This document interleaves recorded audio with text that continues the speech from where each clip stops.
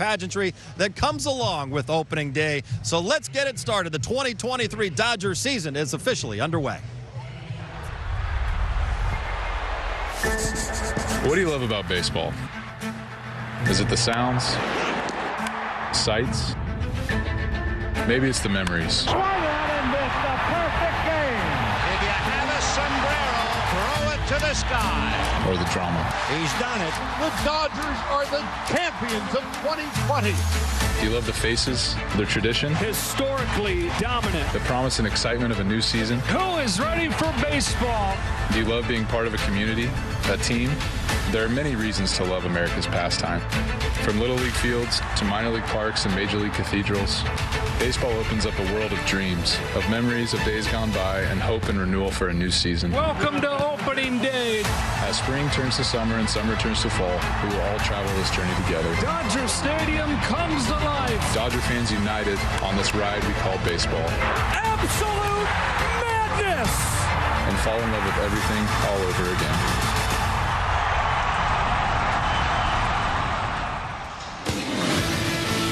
Clayton Kershaw getting us ready for baseball, getting us ready for the 2023 season. It is opening day from Dodger Stadium as the Dodgers welcome in the Arizona Diamondbacks.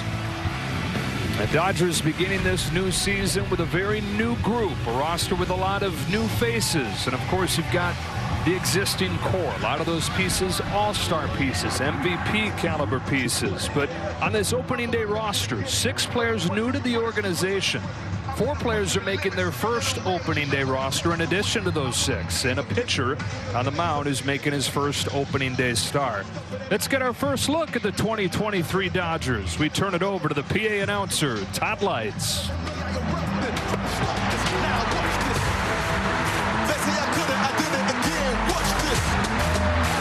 Stop this, I even know what I'm roughing.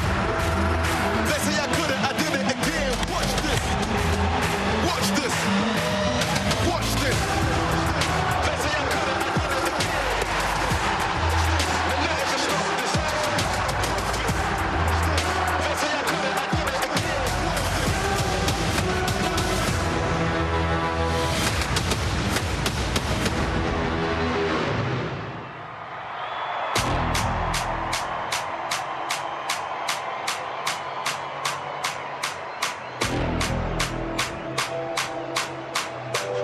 And now, your Los Angeles Dodgers coaches, staffs, and reserves.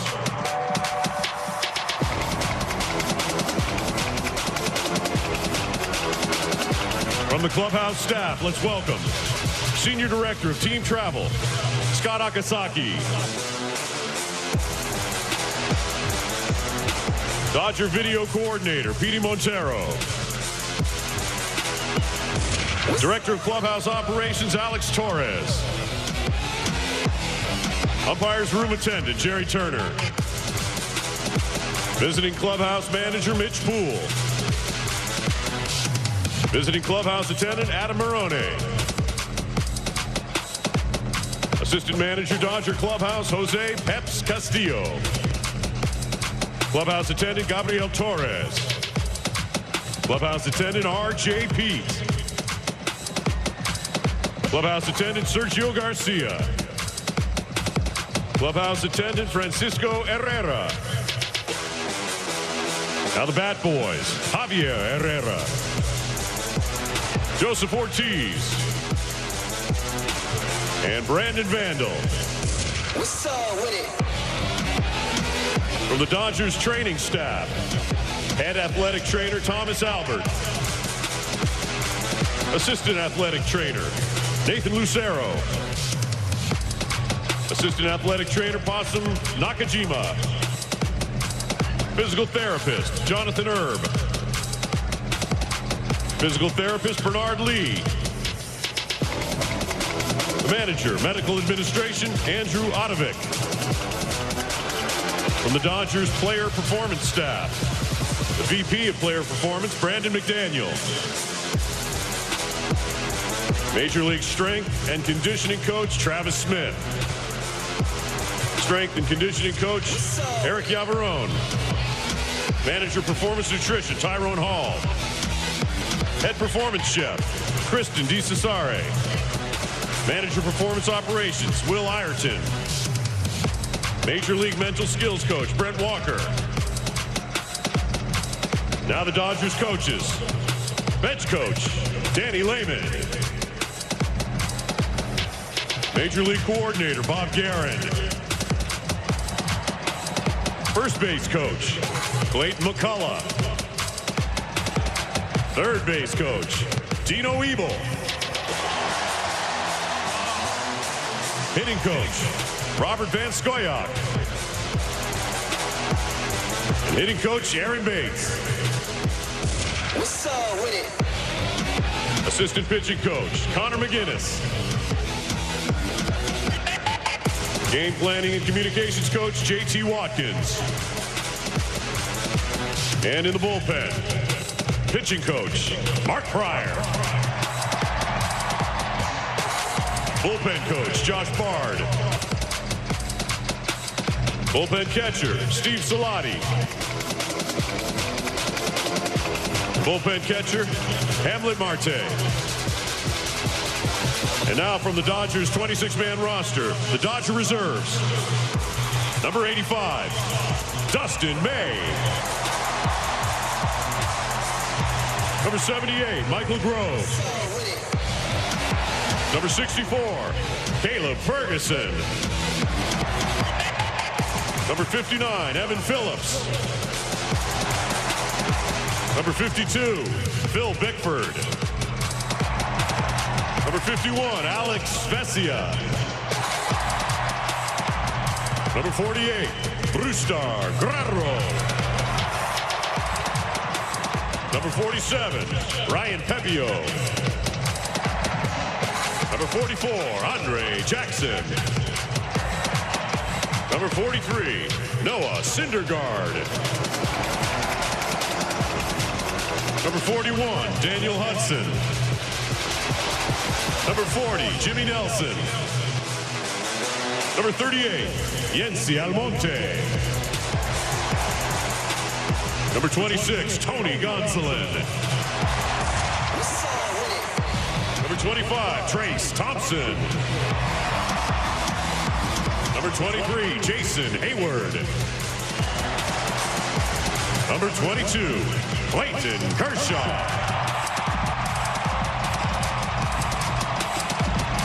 Number 18, Shelby Miller. Number 50, Austin Barnes. Number 9, Gavin Lux. And number 3, Chris Taylor.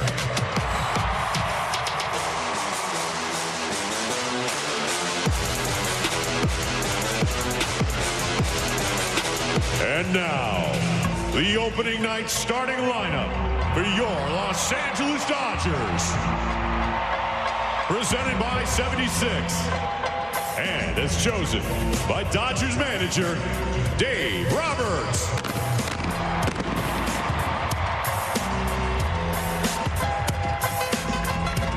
Leading off, right fielder, number 50, Mookie Betts. Batting second, first baseman, number 5, Freddie Freeman. Batting third, behind the plate, number 16, Will Smith. Batting fourth, at third base, number 13, Max Muncy. Batting fifth, designated hitter, number 28, J.D. Martinez. Batting sixth in left field, number 6, David Peralta. Batting seventh, second baseman, number 17, Miguel Vargas. Batting eighth, center fielder, number 33, James Outman. Batting ninth, the shortstop, number 11, Miguel Rojas. the mound for the Dodgers, number 7, Julio Urias.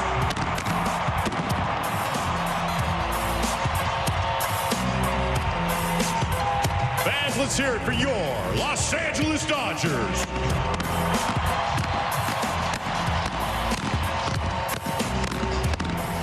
Well, the opening day festivities roll on. First pitch between the Dodgers and the Diamondbacks getting closer and closer. We've got plenty more on the other side of this break. Game 1 of 162. We're just minutes away from the start of the season. Well, it's as if the weather knew that it had to get in line. It's been raining all winter. It was even raining this morning. They had the tarp out and canceled BP because of rain that was coming into the area, but it gets ready just in time. The clouds clear out. We've got light blue skies above, and it might be chilly in the low 50s, but it's baseball and it's perfect.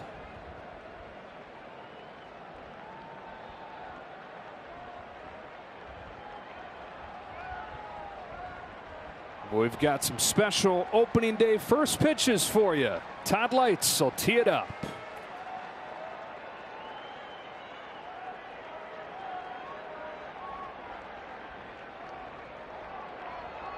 Fans, since being awarded to Don Newcomb in 1956, no Major League Baseball franchise has won more Cy Young awards than the Dodgers. From Nuke to Kirsch, 8 different players have received the honor a total of 12 times. Tonight, we're very pleased to welcome 3 of them for a very special ceremonial first pitch. Our first pitcher won his Cy Young Award 35 years ago this year. The honor capped off an amazing season where he led the league with 23 wins, 15 complete games, and 8 shutouts. 5 of those 8 shutouts occurred in the month of September, when he didn't allow a run for 59 consecutive innings, breaking the MLB record previously held by Dodger legend and 1962 Cy Young Award winner Don Drysdale. Now, of course, he'll tell you that the biggest achievement that year was winning the World Series. But let's hear it for the current Dodger broadcaster, who will be honored as a legend of Dodger baseball later this season. He's the Bulldog, the 1988 National League Cy Young Award winner, Orel Hershiser.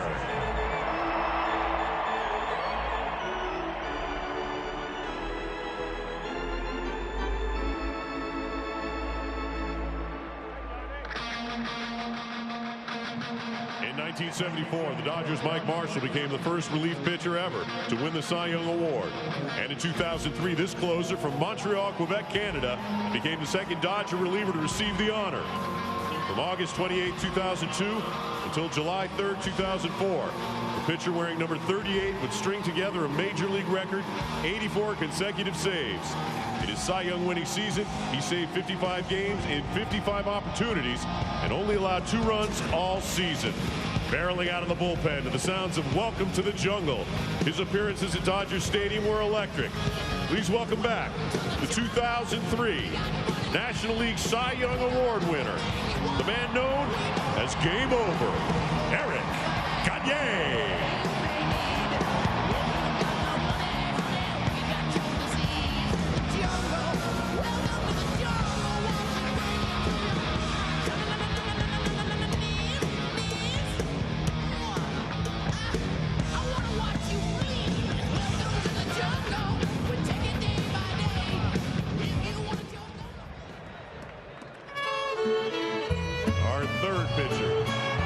The first and only major leaguer to win the Rookie of the Year and the Cy Young Award in the same season. That year was 1981, and his complete game shutout victory on opening day of that season was the birth of a phenomenon that continues to impact the team and this stadium to this very day. The kid from Navajo, Mexico would win his first 8 starts and remarkably give up a total of 4 earned runs during that stretch. He would lead the league in several categories, and he'd help the Dodgers win their 5th World Series championship.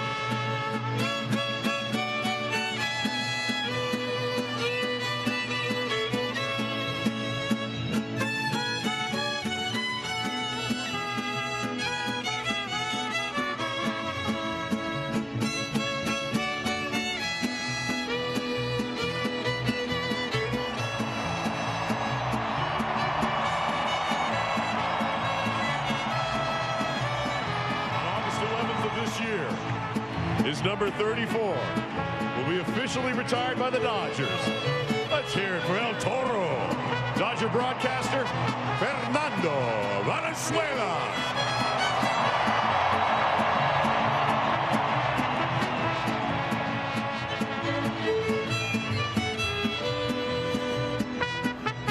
Catching for our 3 Cy Young winners are 3 of their former teammates. Oral Hershiser's catcher for the final out of the 1988 World Series, Rick Dempsey.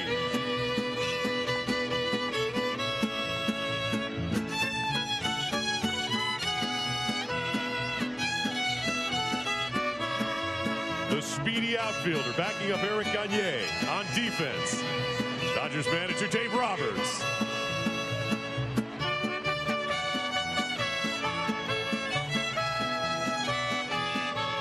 The catcher who caught Fernando Valenzuela's no-hitter in 1990, Mike Scioscia.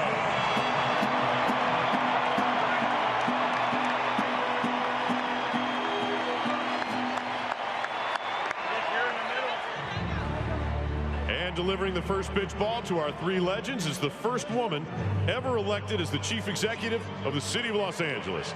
She's the 43rd mayor of our great city. Please welcome LA Mayor Karen Bass.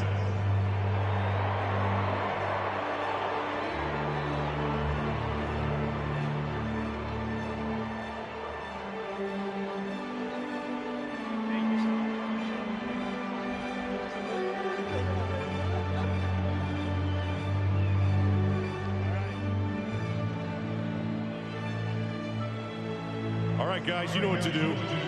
Let's see some strikes.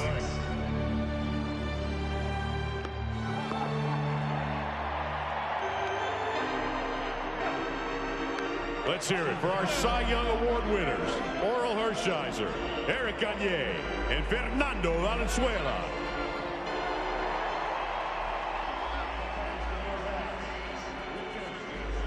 That looked like 3 strikes right there. Somebody get that 55 an elevator and some oxygen. He's got a job to do. We've got a season. Dodger baseball begins on the other side of this break.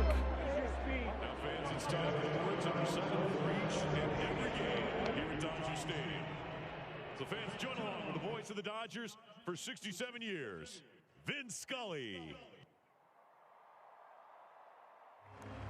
It's time for Dodger baseball.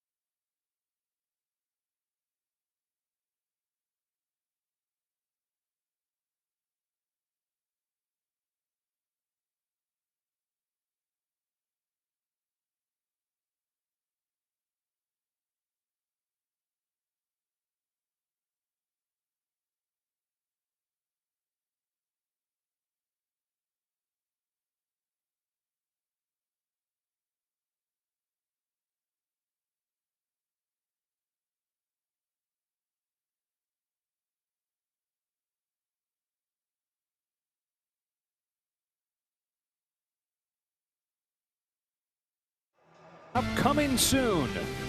On the field, Kirsten Watson has a special guest. I sure do, Joe. Clayton Kershaw, you know a thing or two about starting on opening day. How special is this for Julio Urias? Oh, it's special. It means a lot, especially as a Dodger and what it means in the history. And I mean, I didn't get my own band or anything, but it's pretty awesome. Can you believe the season is finally here? What are you looking forward to most? It's just an exciting time. Get going, see what we can do as a team, get going as a group. But I mean, opening day, I know it's just one game, but it's special. Get everything going and get everybody together for one game, and we'll go from here. But it's a fun night. Well, Clayton, it is officially game time. Let's get upstairs to Joe.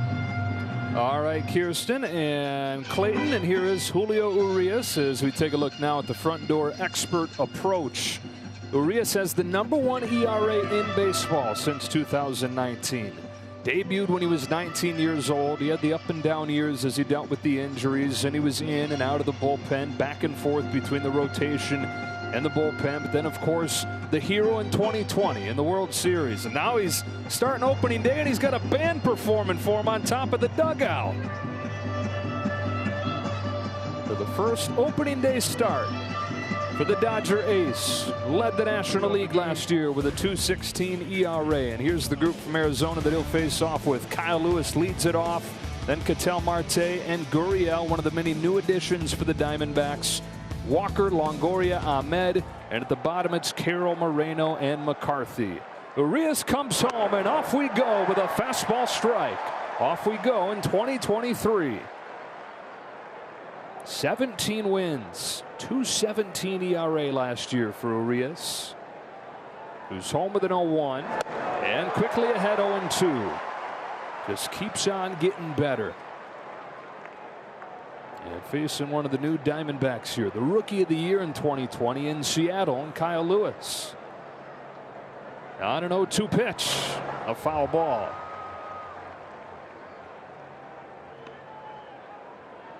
It was Kershaw 9 times in an 11-year span starting opening day. Walker Buehler last year. Kershaw said, look, it should be whoever pitched best the year before. And that was him. He deserves this. And like he told Kirsten, a special thing that Urias is getting to do. Coming off that experience in the WBC. Face of the Team Mexico squad that had the surprise trip to the semifinal. Another 0-2 pitch to Lewis, went high with a fastball. It's 1-2.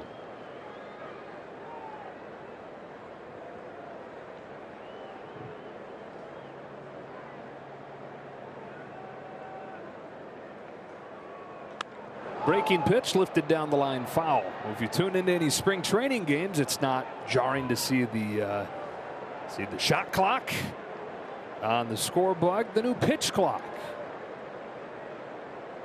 Start of the pitch clock era here in 23. As big of an on-field change as the game has ever seen. Urias begins his season with a strikeout.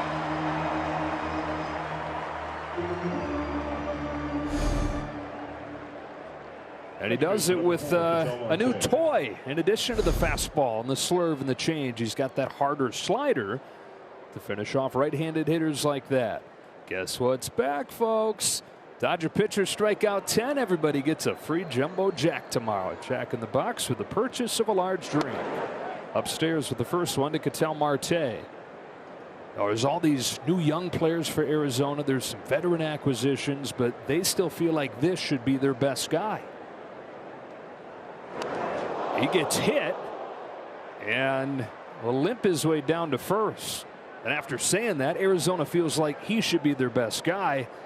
They'll cover their faces watching that.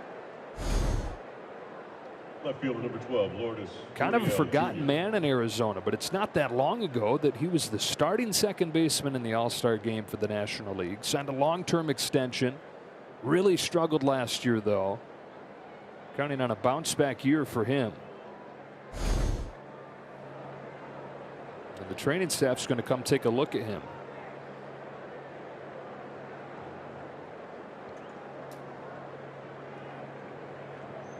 Now, Marte last year hit just .243, but the 3 years before that, he had the #1 average in the National League.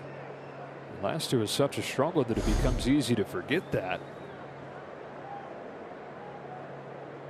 He hit .318 over those few years. He had an OPS that was top 10 in the league. Signed a couple long-term extensions. And a good sign for the D-backs that he appears to be okay. And take his lead as the first base runner of the season for Arizona. And it brings up Lourdes Gurriel Jr., who fouls off the first one. Gurriel Jr. is acquired from the Toronto Blue Jays this offseason. Kind of an under-the-radar deal, but a big one for Arizona. They shipped away one of their top players in Dalton Varsho. They got back Gurriel. They got back who will be their starting catcher, and Gabriel Moreno. That's a shot to left, and the first hit comes from Gurriel. So 2 on with 1 out here in the first inning. First baseman number 53, Christian Walker.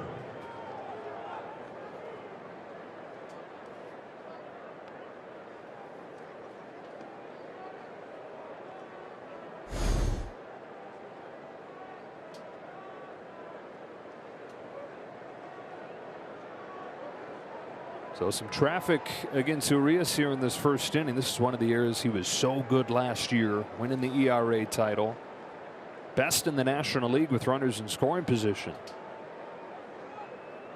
And faces Christian Walker. Swings and misses at the first one.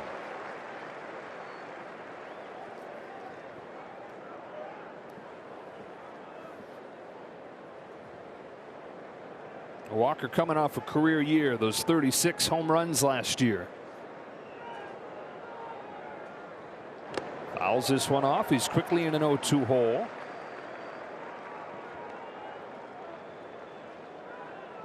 And he says coming off of that big season, enters the year with a different feel. He said he always knew he could have a season like that, had stretches like that, but there's a new level of confidence that comes from having actually done it, sustained it for a full year. He pulls one through the left side. He's got a base hit. Peralta's up with it. Here comes Marte. Peralta's throw is cut off, and Arizona has the first run of the day. 3 consecutive base runners to make it 1-0. Third baseman number 3, Evan Longoria. So Christian Walker, who drove in 94 last year, has his first RBI this year and his first at bat.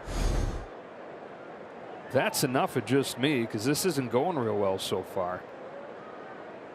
The Bulldog made it back. Do we need an oxygen mask? Yeah, a little bit. The elevator was busy. We had to wait on Mike Scioscia. You're going to get one pitch because it's going 5-4-3, buddy. DP Lane. Get that oxygen. Rest best up. Friend. That's awesome, Julio. Welcome aboard. 2023. Here we go. See you in a second. In 2023, and you've got the familiar faces up front, and Betts and Freeman and Smith and Muncy, but then the 5 guys at the bottom of the lineup are either new to the organization or making their first opening day roster. Martinez and Peralta, then the rookies Vargas and Outman, and another new veteran in Miguel Rojas, batting 9th and starting at short. On the mound for Arizona, guy that had a career year last year. Those numbers put him top 5 in the Cy Young race. And the 27-year-old from New Jersey makes his first opening day start like Urias. Oh, he's got quite an arsenal, and it's really a big change from one year to the next when he has the big year because of command. And he did change the pitch mix a little bit. And it is a true mix, or I mean, when you look at him against Urias, these are 2 of the guys near the top of baseball in spin rate, and that basically means that fastball's sneaky on those hitters. Yeah, the elevated fastball has been very effective for both of them. Check swing from Betts. He went around, and it's 1-2. You talk about that mix. I mean, you got the fastball, the curveball was really good, the changeup was really good. He had 4 pitches that ranked in the top 10 in the respective buckets last year. So it's not necessarily one pitch in particular that's been dominant, but the full grouping makes him really good. And it allows him to strike out Mookie Betts to open the day. Well, he had a pitch mix at one time where the fastball and the changeup were really the majority of the time, but he went to more cutters and more curveballs last year, less fastballs, and all of a sudden when he did throw the fastball, it was more the elevated type, and that really complements the 2 breaking balls. That little cutter slash slider and also the curveball. Betts down on strikes. Here's Freddie Freeman. A fastball to the inside corner for a strike. What a debut season Freeman had for the Dodgers, hitting .325 and finishing just percentage points away from a batting title. Jeff McNeil in New York fouls this one back, and it's 0-2. Led the league in on base, led the league in doubles and in runs scored, as he went through the emotional roller coaster of coming from the only team that he had ever known. And Freddie, an emotional guy who admitted that it took him time before he really felt comfortable. And Zach Gallen not giving anybody a chance to get comfortable so far. Breaking balls to both the same side of the plate, but one to a righty and now to the lefty, the back footer. He started him off with 2 hard stuffs inside and then comes back through the same window, but this time changes speeds and gets some depth to it. When Zach Gallen pitched here last September, Oral, he struck out a career high 13. And among active pitchers, only Jose Quintana has a better ERA against the Dodgers. Will Smith down the line with the first hit of the year for the Dodgers. McCarthy over to grab it in the corner. Not soon enough to keep Smith from getting to second with a double.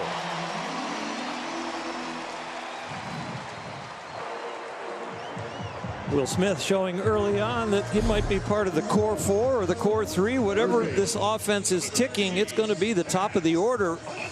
These guys are the guys that are going to carry the load, and Will is pitching in early. Well, two things, Earl. Core 3 doesn't rhyme, and Max Muncy really hopes this is a core 4 this year. After the spring we saw, I'm very hopeful. He sure did look more like the old Max. Tying run in scoring position. 2 gone in this first inning. Muncy takes down and away, ball 1. I love the wry smile that we saw in spring training when he reached first base on a hard ground ball that found a hole on the right side. Yeah, he got down there and said it's a hit. Because for years, ground ball to a guy waiting in short right field. One of the many rules different this year. Shift restrictions. Spring training saw a huge leap in batting averages, especially for left-handed pull hitters. About 70 points when they hit a hard hit ball over there. That is a huge change.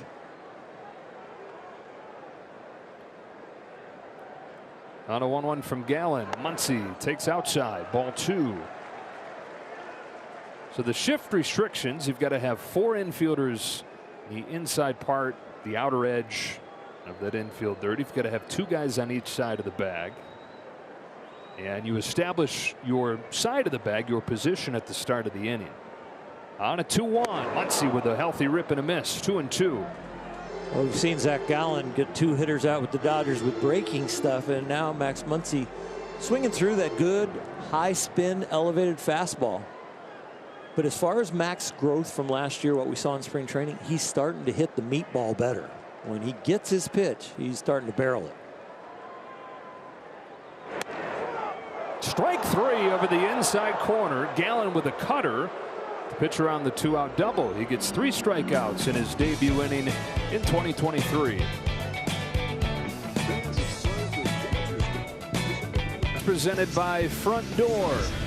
Back at Dodger Stadium where the rain cleared out just in time. Actually didn't clear out in time to save batting practice. Batting practice was canceled for the first time since 2015 because of the threat of rain. Nick Ahmed down the left field line on the first pitch of the inning. He's got extra bases. And so Arizona already with 3 hits against Urias. Top pitchers in the game, they throw a lot of strikes. They love to get to 0-1, and that's what Julio's doing here. He just gets a lot of the plate down the middle, and Ahmed, fresh out of spring training, like everybody, he didn't miss that one. It's like kind of fastball that you see off the machines when you're working in the cage. Instant traffic behind Urias, and now Corbin Carroll. 22-year-old who's played in less than a season's worth of minor league games. He's played in 32 major league games, and then in March he signs a one-of-a-kind deal. 8 years, $111 million. The first for a player with that little experience. He's ahead 2-0. And it is the longest extension in Arizona history. So that tells you what they feel about this 22-year-old. And the entire industry feels really good about him, considering him one of the top prospects in baseball. He takes a strike, and it's 2-1. And he is kind of the headliner of the optimism for this club.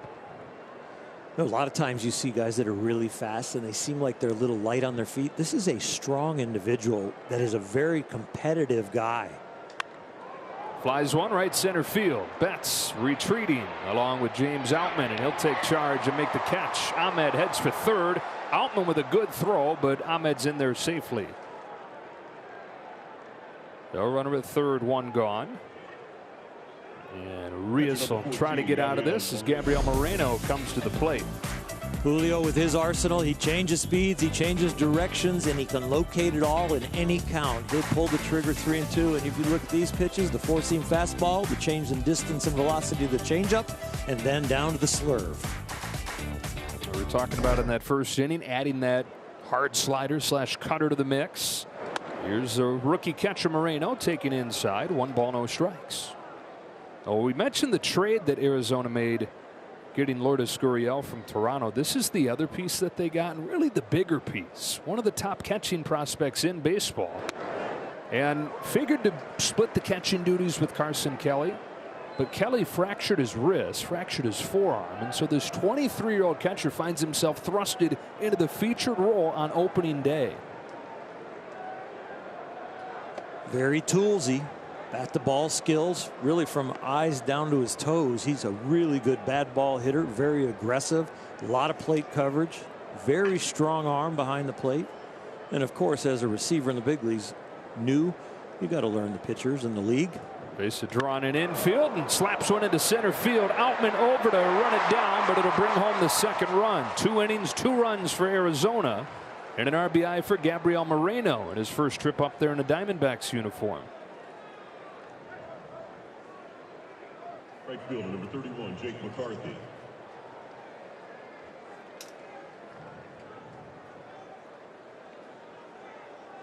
High fives around for a guy who probably hit a ball, but hit it hard and got it on the barrel. Clears the bases. 2 gone in the second inning. The 9-hitter, Jake McCarthy. Trying to build off a big second half last year. Who has Arizona kind of rethinking his potential. Guy that was a first-round pick, but never a top prospect, and really struggled his first couple years in the minors. Struggled for a couple months last year, back and forth between the majors and minors. Then he comes up and killed it in the second half. Rolls over to Freeman and brings this second inning to a close, and with his speed made it pretty close down there.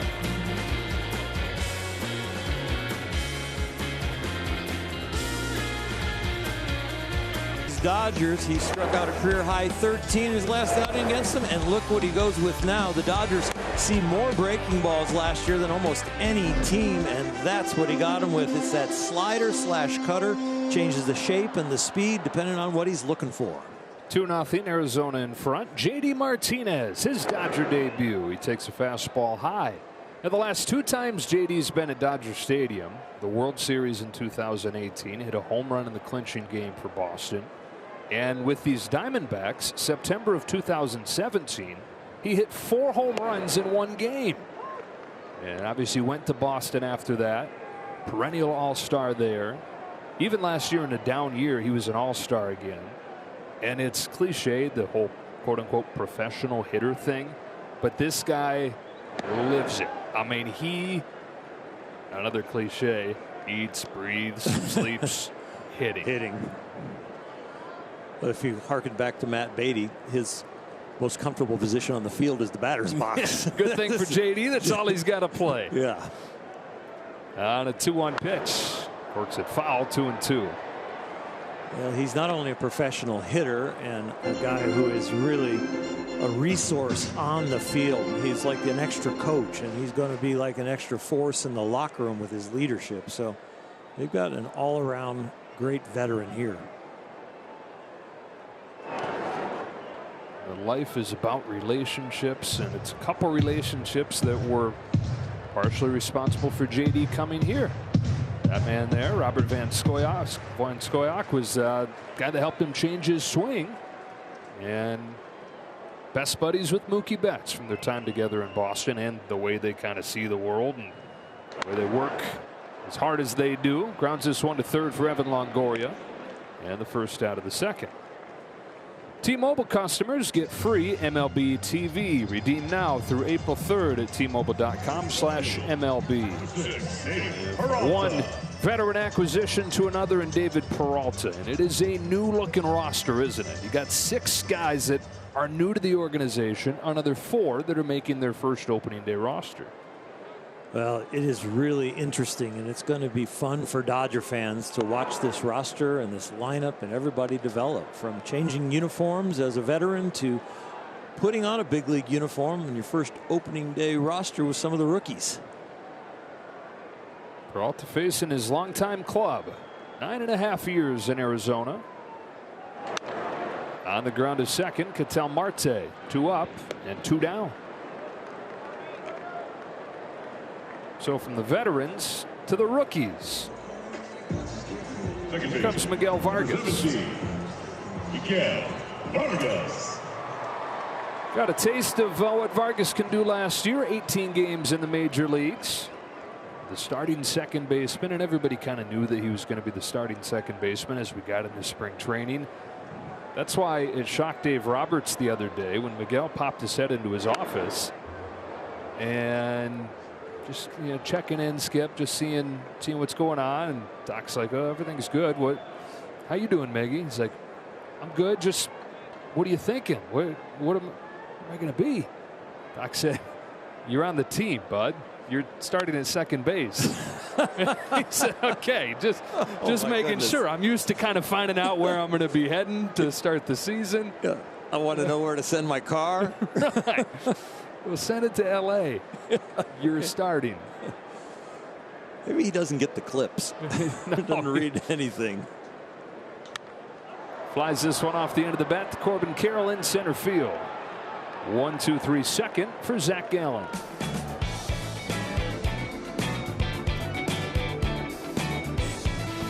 Dodger Baseball on Sportsnet LA is brought to you by Jack in the Box. Grab a Mint Mobile Shake while you can, only at Jack in the Box. Arizona with a run in both innings against Urias so far. Back to the top of the order, Kyle Lewis takes ball one. This trade didn't make any noise this offseason, which just shows you how far Kyle Lewis has fallen in such a quick time. Rookie of the Year in 2020. And he was traded, Oral, for a backup catcher, Cooper Hummel, straight up. Well, they know the potential's there, and you can see the knee brace on his right knee, the back leg. And when you see that, there's been a lot of work done on that knee if that's the way he's opening the season. He's really impressed in Arizona camp. He hit .429 in spring training, homered 3 times, was considered a long shot to make the team. Then he went out and did that. And he's the opening day leadoff man.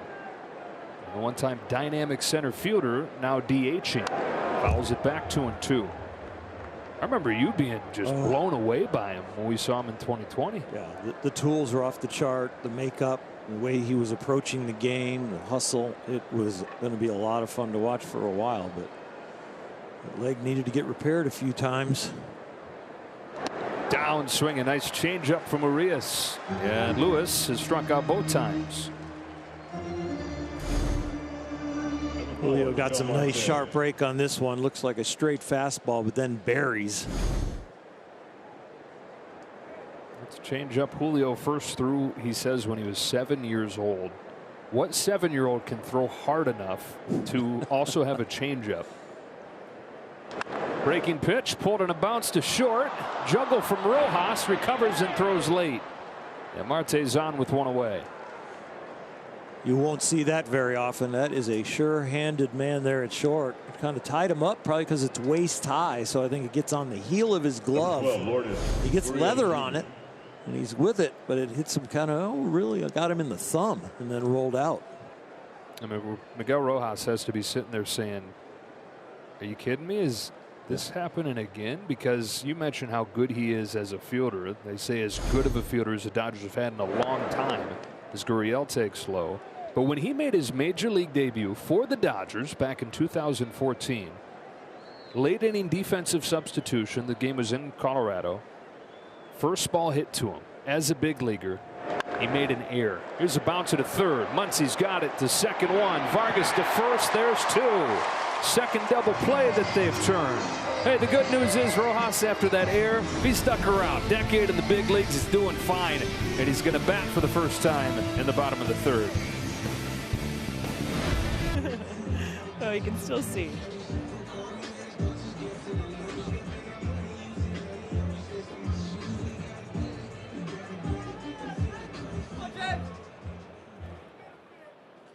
Welcome back to Dodger Stadium. I am joined by Dave Roberts. And Dave, it is opening night. Can you believe the season is finally here? I can't. I'm so excited. You know, not ideal being down 2-0 right now, but no, just to see a packed stadium, to make sure that we're excited and, you know, got to put some runs on the board. With Julio Urias, this is a special day for him being named the opening day starter. How are you seeing him, though, settle in now? Yeah, I think that even at the last couple innings, I think the breaking ball right now, that slider's in play. He's got a couple double plays with it, you know, with the couple hits in the first inning, manufacturing the second inning. But I think he's settling in really nicely. Pitch count's in a good spot. So, yeah, but we know we got our hands full with Gallen tonight. All right, Dave. Well, thank you so much. Thanks, Kirsten. All right. Thank you, Kirsten. And to Dave Roberts, starting his 8th season as the manager of the Dodgers. And James Outman, this first at-bat of the year. Behind Gallen 1-2. Takes a ball in the dirt. Count evens up 2-2. Change in the roster, the youth being added to the opening day starting lineup. Dave Roberts really rejuvenated, I would think. Or I don't know about rejuvenated like he was tired, but definitely shocks the system as a manager to have some new pieces to kind of usher around and usher in. Outman's worked the count full. And he worked this piece in last year for a limited time. 16 plate appearances, including the first one where he mashed a home run. On a payoff, Outman takes ball 4. You know, you hear about the power, but with the power comes the strikeouts. The thing is, with James Outman, that's not necessarily because he chases a lot. There's some swing and miss in the zone, but the swing decisions, they've been really encouraged with the last year plus in the minors. I'm encouraged with that and with the discipline he just showed in his first at bat in this stadium this year to take that 3-2 changeup down borderline low, but he took it right out of hand. Leadoff man on, Miguel Rojas up, wicked rip and a miss, and strike 1. That's so Rojas back in a Dodger uniform. He's here in 2014 for his big league debut, and then he goes to Miami for 8 seasons, where he grew into a leader there and a core piece. Hey, there's a pickoff throw. He's only got one more before he's got to get him. I don't know if you heard. That is one way to slow the game down a little bit, but they run out of opportunities to slow the game down. Oh, so seriously, now this becomes a thing. Yep. If you haven't heard, the disengagement rule means that you get 2 disengagements, a step off or a throw over, and on the third one you have to get an out or it's a balk. Exactly, and there is some serious strategy now. Are you Outman and you have practiced a one-way lead in spring training, know how far you can get out there where you're going to make it tempting for Gallen to come for you, but you know you can get back safely because any movement he makes, you're going to go back to first. And then you get second for free. Not running. Rojas serves one down the line. Long run for Jake McCarthy. He won't get there. And it scoots by him into the crowd. And Arizona's going to catch a break there. Outman to third on a double from Rojas in the bottom of the Dodger order, setting the table for the top. Well, James Outman reads the ball real well off the bat. He gets about halfway down, and then he's going to absolutely make sure he can get to third, and it's not caught. And Rojas found some outfield grass with this slicing little liner, and the slower it's hit, the more it curves, and that curvature gets him a double. Outman doing a nice job having his head on swivel. That was like a sweet ping pong shot. Right off the edge of the table. Clayton Kershaw would admire that. Second and third for Betts, who takes high. Ball 1. Betts struck out his first time. Beginning his 4th year in a Dodger uniform. Time flies, doesn't it? Yeah. World Series his first year. MVP caliber again last year. For the injury-riddled 2021 season.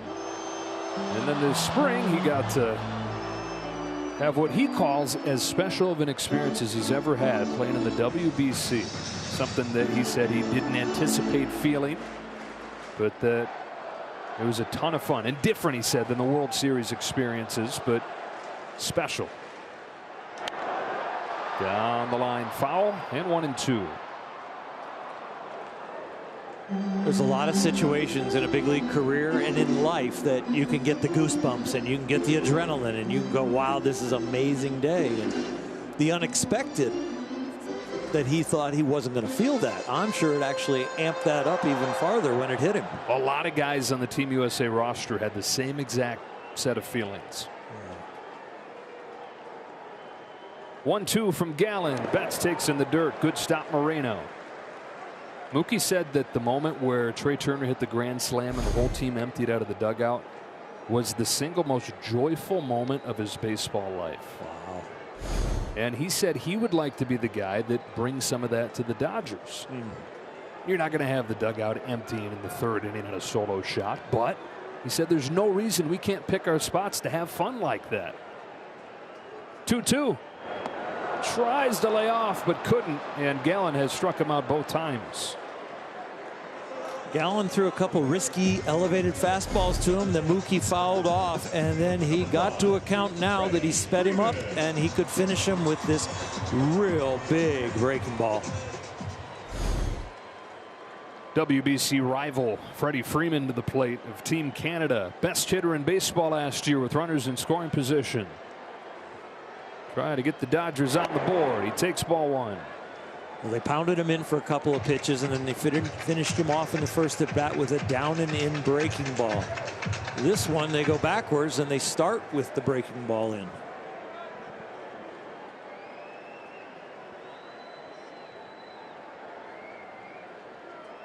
Crushed down the line, foul. If you're a pitcher getting ready for him, I mean, where do you go? This feels like we're the ball coming into the strike zone and we want to just get out of the way because there's too much red. He likes the ball away. He likes the ball in. There's maybe one spot you can get him to chase. That's up and down the middle.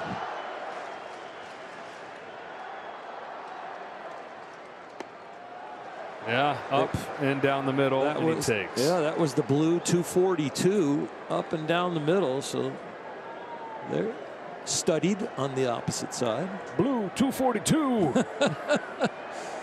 Let's get to the red zone right here. Yeah, football all over the place. 2-1 pitch. Freeman shoots it to short. Ahmed makes the grab for out number 2. Two more ducks on the pond because of some good base running, getting back, reading the velocity and the height of that line drive. And we know Freddie, RBI situations all day long, will use the left side of the diamond, and he does here again. Just doesn't get quite enough of it or doesn't get it high enough. Zach Gallen's got a chance to pitch around second and third, nobody out. Will Smith doubled his first time. Skies this one in foul territory, and that's going to become a souvenir.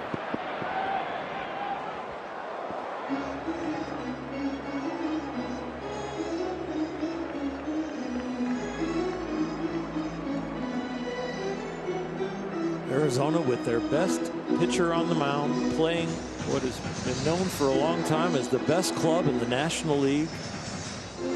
And they're up 2-0, and that's what this young team is going to be looking for. Ways that they can measure themselves against the guys that are supposed to win. You got to feel pretty good about these first couple innings. Outman at third, Rojas at second. 0-1 to Will Smith. Just missed. 1-1. Arizona last year 74-88, nothing to write home about. But then you look at what they did the year before when they lost 110 games. They're really encouraged by improving on that by 22 wins last year, and their sights set on making the next step this year. Here comes a 1-1. Dips low, ball 2. You know, the thing I really started to understand about Arizona is they've really defined who they want to be offensively and who they want to be in the bullpen. They've really gone out and got some big arms in the bullpen. They want to be a swing and miss bullpen and go with velocity. And then on offense, they're going to be athletic and they're going to be fast. Got the call there. 2-2. There's some width right there to that strike zone. Will Smith very good at understanding where ball and strike is from being a catcher and a great hitter. Marvin Hudson, the plate umpire tonight. Deuce is wild in the third. 2 on, 2 out, and a 2-2 that Smith shoots to right field. Here comes Outman. Here comes Rojas. This game's tied at 2. Will Smith with a 2-out, 2-run single. And a 2-for-2 start.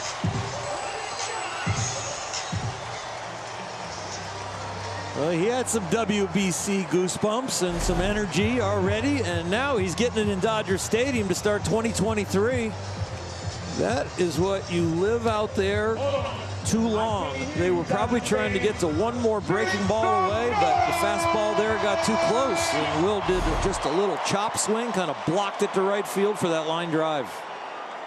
2 hits in this inning, both with 2 strikes. And we are back at square one. Both of these aces giving up early runs.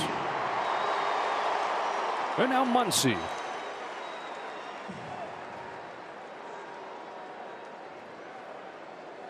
Max Muncy in 2021, career high 36 home runs. His 3rd consecutive full season of at least 35 homers.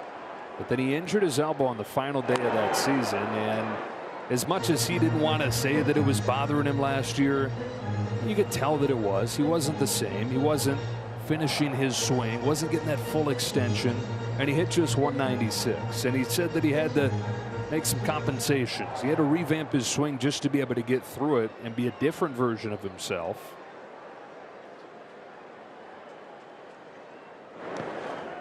So he says what he's done this spring is, quote, unrevamp his swing. Hit the rewind button, huh? If it starts to feel natural, you got to just kind of feel what's going on. And they study the video so much, and the coaching staff is all on top of it. And you know Max, he works endlessly. Waits on this 1-1 from Gallen. Muncy takes strike 1 and 2.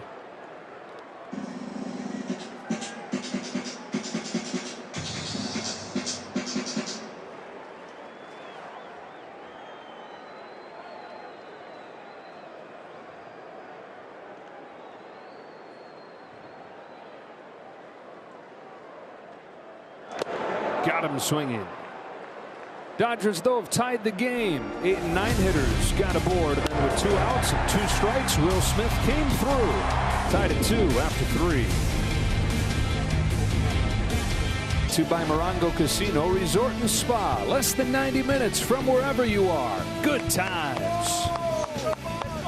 Tied at 2 to the 4th inning. Diamondbacks got 1 in the 1st, 1 in the 2nd against Urias. Part of the order coming up in the 4th. That means Christian Walker to lead off. Generous outside corner from Hudson, like he gave a little bit last inning to Arizona. He gives to Urias. It's about the location of the Will Smith called strike. Changeup, which he's only sprinkled in a few of so far. Yeah, he walked him right off the corner. You get the borderline strike away, and then he uses the same window, and that changeup was never a strike. But because he got the call earlier, Walker had to venture out there. Climb the ladder to the fastball there. Well, the game is back to even with the Dodgers 2 runs, the 2-out base hit from Will Smith, and Julio Urias' pitch count is in really good shape as he throws and looks into his catcher. Don't have to look in for signs anymore, though. Get them electronically. Another 0-2. Another pop-up. And another souvenir. And it is legal now for pitchers to wear the PitchCom device to call their own game. None of the Dodger pitchers are going to do that, at least to begin. That's something you would have loved, right? I would have loved that. Yeah. It absolutely made it was crazy to watch Zach Greinke do it and to watch him shake himself off. That's awesome. I pushed the wrong button. Shake it off. Yeah. Oh, this button. Good take from Walker. 1-2. Remember last year when PitchCom debuted, there were a lot of pitchers who didn't even want their catchers to use it. And then by the end of the year, everybody was using it. And this year, not many pitchers want to be the ones delivering the signals. But you figure that will come along as time goes on, too. So a little bouncer from Muncy, and Walker's retired.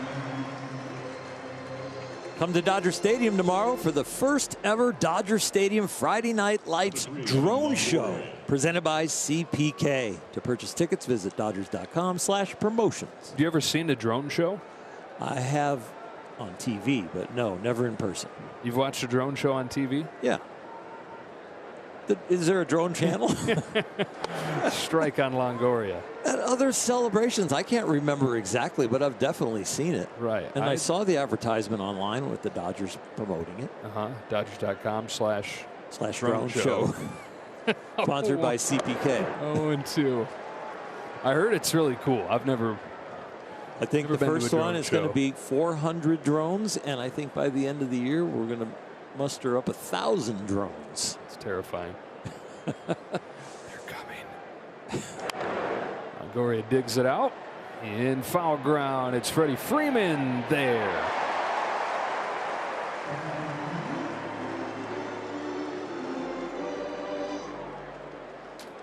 Number 13, Nick Ahmed.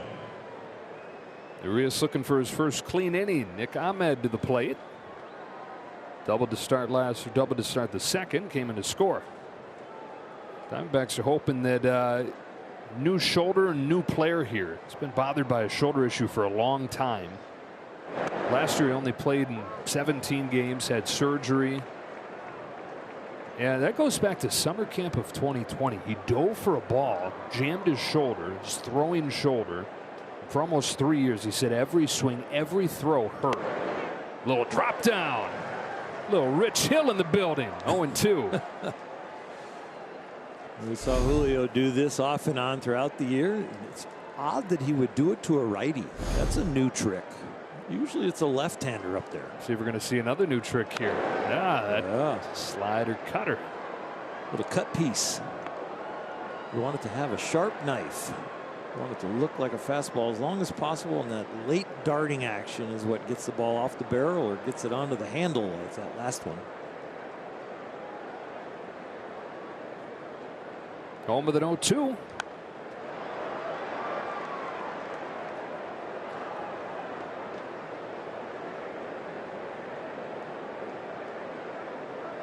Changeup came in late, but he's starting to use it now. There's nothing wrong with trying to establish a couple pitches and keeping one in your back pocket. And they, because this is the debut of the slider/cutter, that's getting charted as something else. Yep. Well, the charting services will be warned or told that there's a new toy. Got him with a high fastball. First 1-2-3 inning of the game for Urias. His third K. The bottom of the fourth we go on opening day.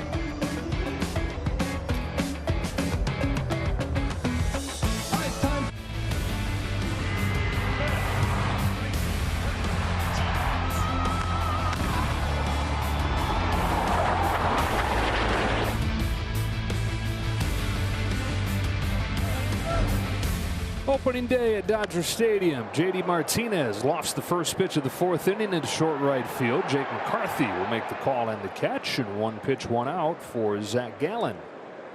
Hey, you threw a strike, didn't you? I did. I was glad they let us all move up because the pitcher wouldn't have looked too good with me on flat ground, Gagne on the rubber all the way up high, and Fernando down. So we all moved up. It's a lot easier on level ground than it is on a mound. Yeah. You get to an age where you really don't want your front foot falling. Here's Peralta. You start to trip.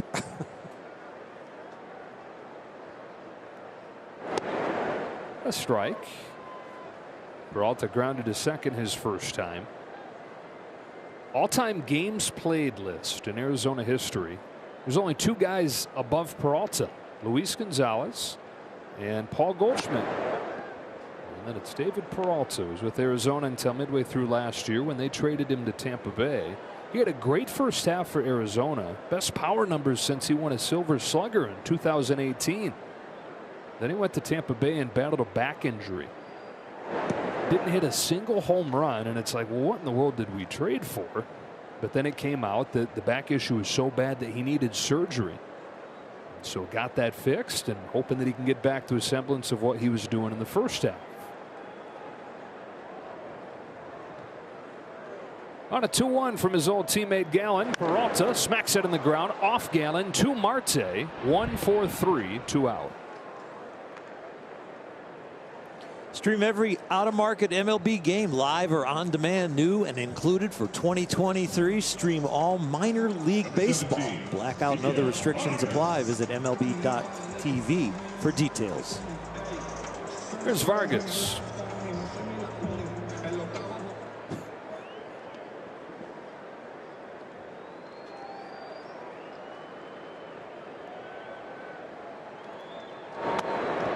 One and 0. 23 years old, out of Cuba.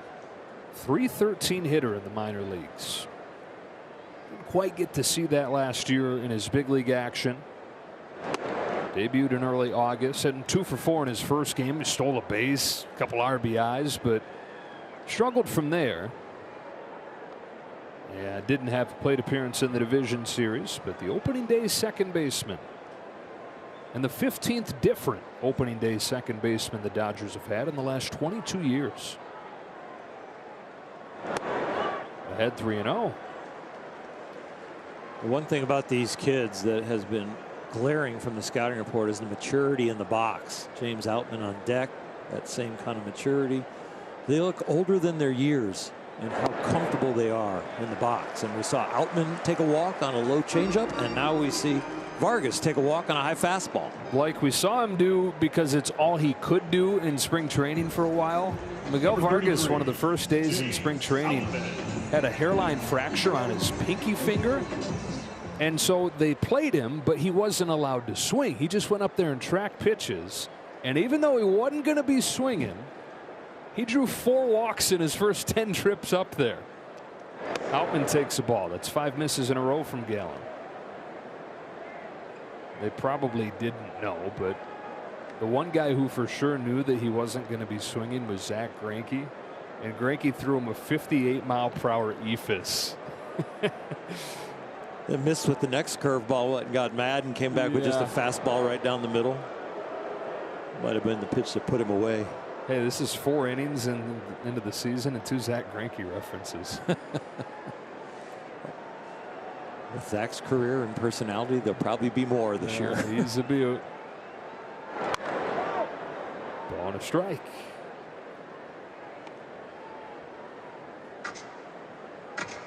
Outman scored the Dodgers' first run after that leadoff walk last inning.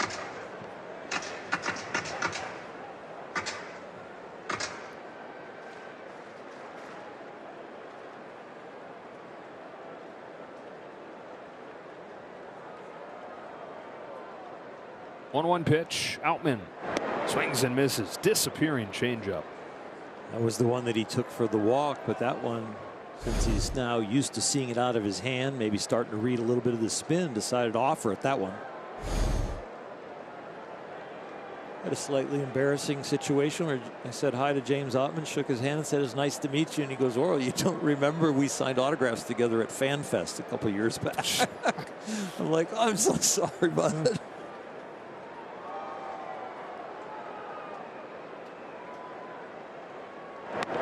Swing and a miss. And Zach Gallen with his 6th strikeout. This game's tied at 2 as we go to the 5th.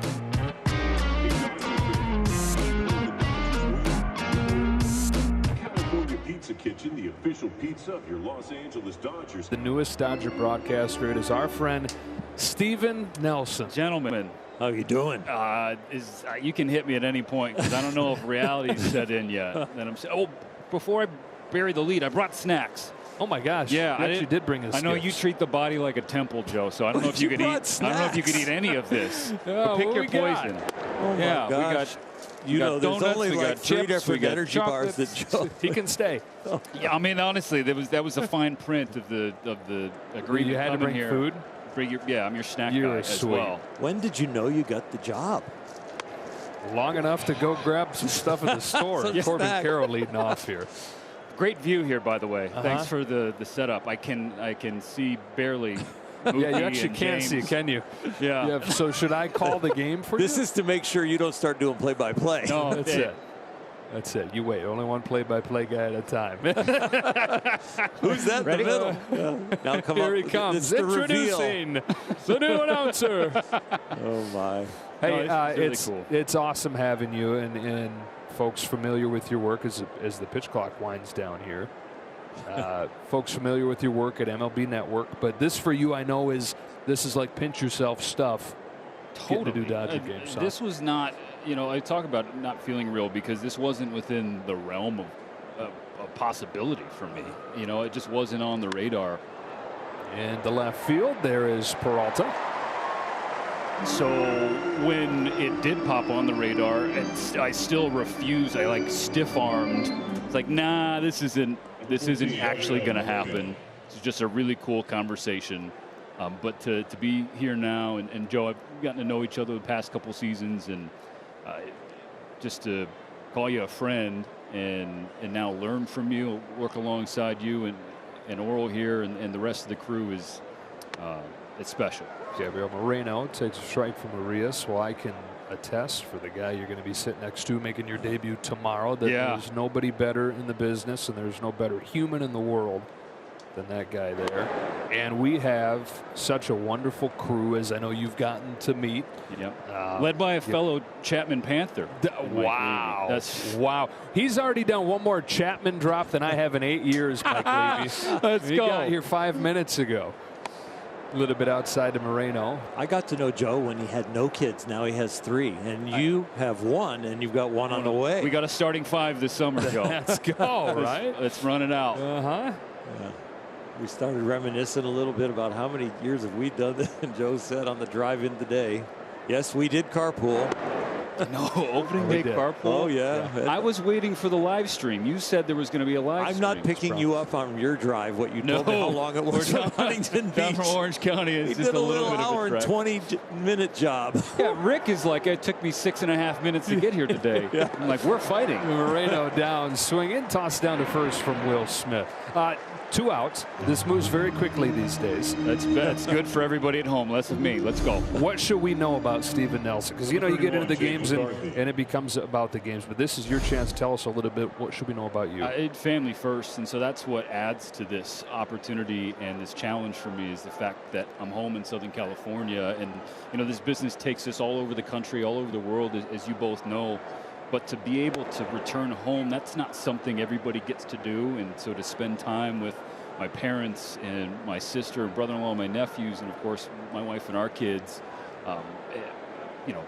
uncles and aunts and cousins are all diehard Dodger fans. To be in that every single day, that's truly what it's all about for me. It doesn't get better. You're going to love it because the families get little booth visits between innings. They come in, they get won't let behind them us, milk we say it, hi. Oh, yeah, no. Kids on the lap, booth cam, the whole thing.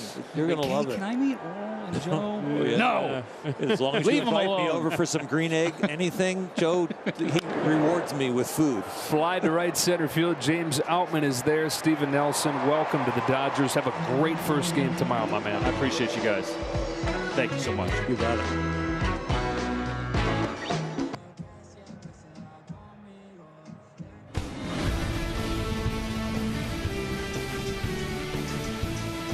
Dodger Baseball on Sportsnet LA is brought to you by your Southern California Toyota dealers.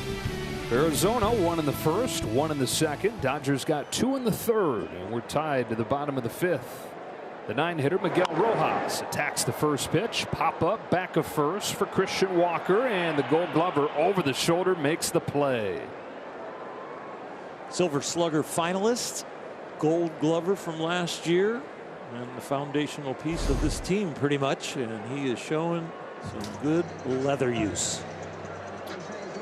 Oral, 4.5 innings in, what's your early take on this new pace? I haven't even looked at time of game, but the pace is amazing. So I don't even care how long the game is taking. I'm getting to watch the game more often. Betts takes down and away. So that's what it feels to me, because even when I've seen like the 13-5 games in spring training, but they're 3 hours, well, that used to be our average. And then you see the scores that are 5-3, 4-2, 3-1, and you see 2.5, 220. I think fans are liking the fact that it's compacted and it's exciting and it's more entertaining. And it's not, like you said, it's not shortening the game and sending us to bed earlier, home earlier. It's cutting out dead time. So it's like a page turner of a book now, right? It's not as more of a novel where you're really getting all these characters introduced and you're figuring out what's going on in the book. This is you read the book in a day, day and a half, maybe in a night. You just turn the page and you go, that was fantastic.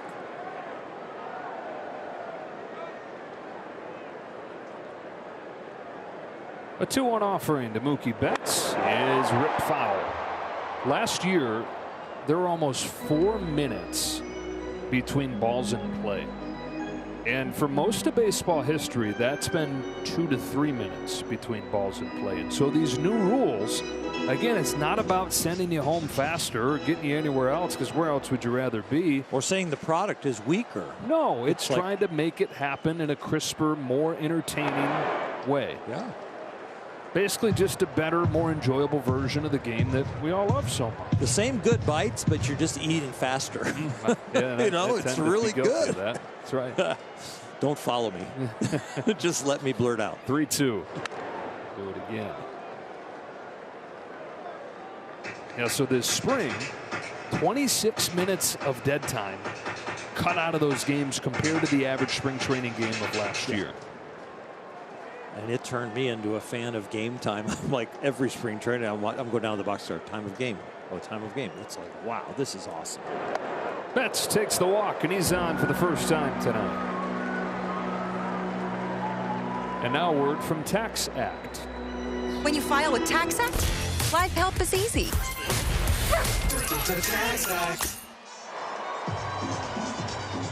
Yeah, you know, they tested out a number of different rules throughout the minor leagues over the years, and these are the few that have emerged, and they all point in that direction of crisper games with more action. Freddie Freeman takes high, ball 1.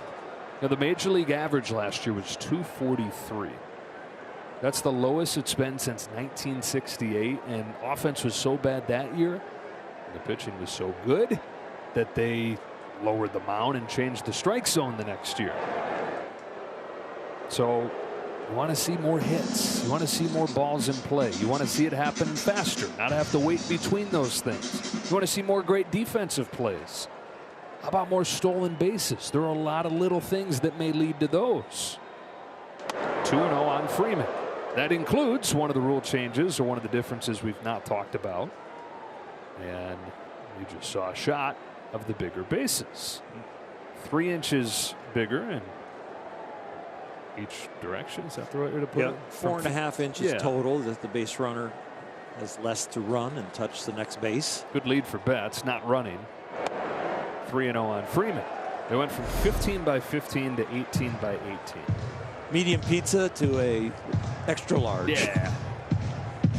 I'm not hungry. Just cut it in 6 slices. Pepperoni. Oh, yeah. Double cheese. Yep.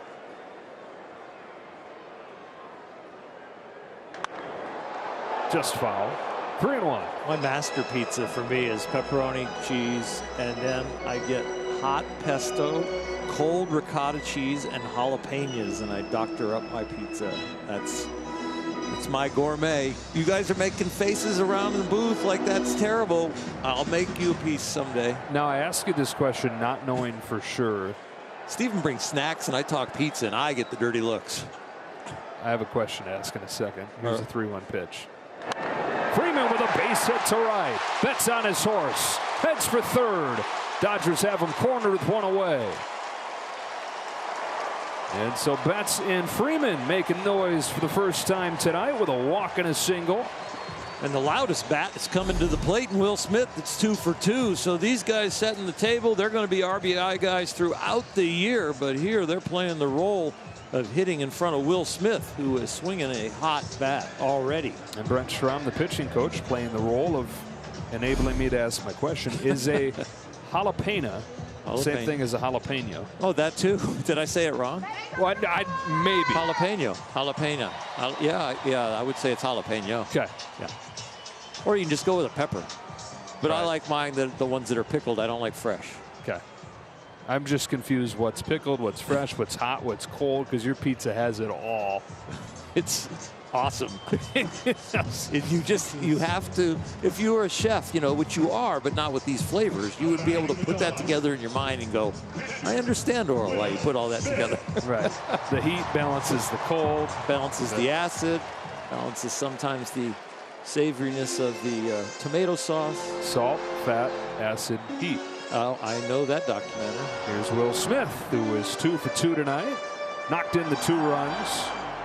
Doubled in the first, singled in the third. A chance to give the Dodgers their first lead. Gallen pitches. Smith lofts it foul. Will made his debut in 2019, and since then the #1 offensive catcher in baseball when it comes to on-base plus slugging. And somehow still not yet an all-star. Yeah. The way he started here, he's working on it. Behind 0-2. If there is a weakness in his offensive game, it is the outer half of the plate, and that's where they've pitched him. I like the fact that he got his last hit on an outside fastball as he was protecting a little bit, hit that line drive to right. Force them to come back into where you really like it, middle in. 2 on, 1 out, and an 0-2 pitch. Reaches out, pokes it off the end of the bat, sinking in a hurry and down. Another outside pitch. Another hit for Will Smith.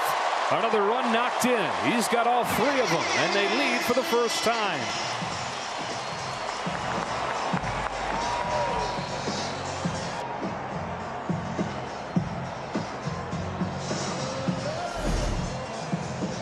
Will, they are going out there to the scouting report, and that is a place you can go where his lowest average and lowest amount of power is. But Will's covering out there today. Are they singles? Is one a blooper?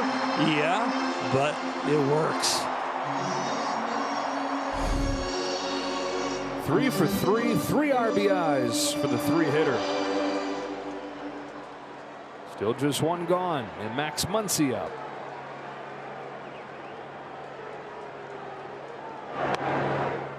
Strike 1.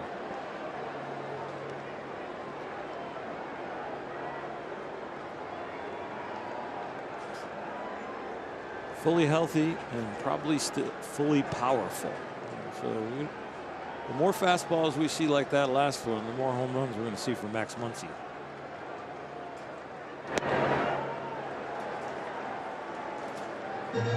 He may be the biggest key for this lineup to connect, you know, the superstars at the top of the order in Betts and Freeman with the bottom of the lineup, which is new guys and veterans. Can Max Muncy get back to what everybody knows that he can do? On a 1-1 pitch, he cuts and misses, and it's 1-2. Last year, when he knocked in a run, the team was 36-4. So there's some statistical proof of his importance, and then it just makes sense when you look at his place in the lineup. When a team wins 111 games, you need a gap like that, 36-4, to really say the player is very important. He struck out all 3 times tonight.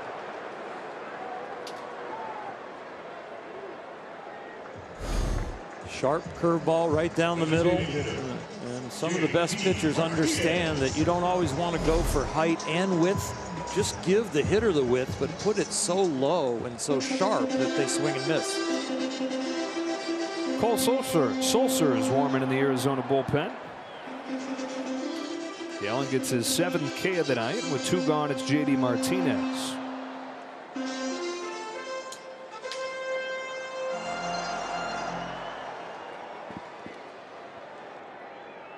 Freeman at third, Smith at first.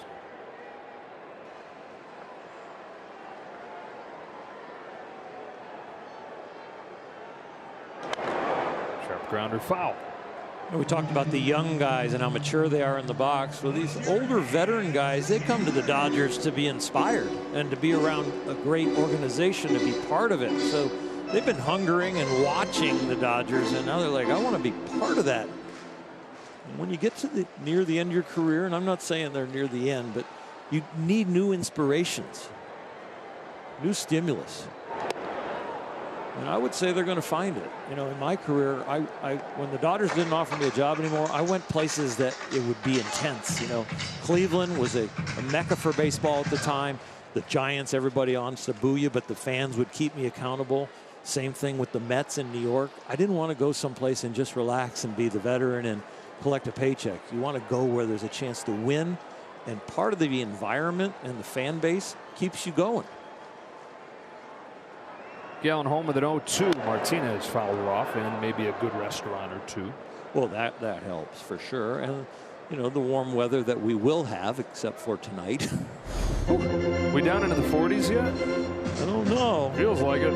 Last year, the ball didn't carry quite as far. Well, in these temperatures, it won't carry quite as far, but 55. Nice, nice. If it's going to be cold, might as well be exactly that. Right. I've told the scoreboard operator, if it's anywhere from 52 to 58, just put 55 up there. I thought you were going to say anywhere from 45 to 70. Yeah. Another 0-2. Martinez takes low. Now, JD had offers for more money elsewhere, but signed this one-year deal with the Dodgers, and he said he knows he's getting to the back end of his career, but he wanted to come somewhere where he felt like he had the best chance to win. And we talked about the relationships that he's got in place here. The 1-2. Shot to right, base hit. His first one is a Dodger. Drives in a run. And it's 4-2. J.D. Martinez drives in Freddie Freeman. You watched the swing earlier in the bat, and it looks a little long. Now watch this tomahawk shorten up, 2 strikes, 2-out RBI situation, which the Dodgers had 323 of last year. So their 2-out magnificent offense.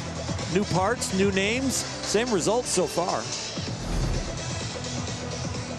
And a pitching change. That'll do it for Zach Gallen. Fails to make it to the 5th. Back in a moment.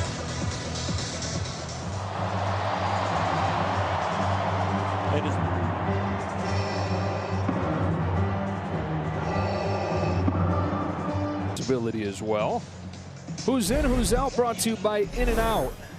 So they go from Gallen to Cole Sulser in a 4-2 game. Sulser gets ready to make his Arizona debut. 3rd team in 3 years. He was with the Orioles in 2021. He was with Miami last year and claimed off waivers by the Diamondbacks. David Peralta sends one into left center field. That's down for a hit. Here comes Will Smith. Throw to 3rd in time to get Martinez. Smith stepped on home before the tag. And J.D. Martinez and David Peralta on back-to-back pitches get their first Dodger hits and their first Dodger RBIs.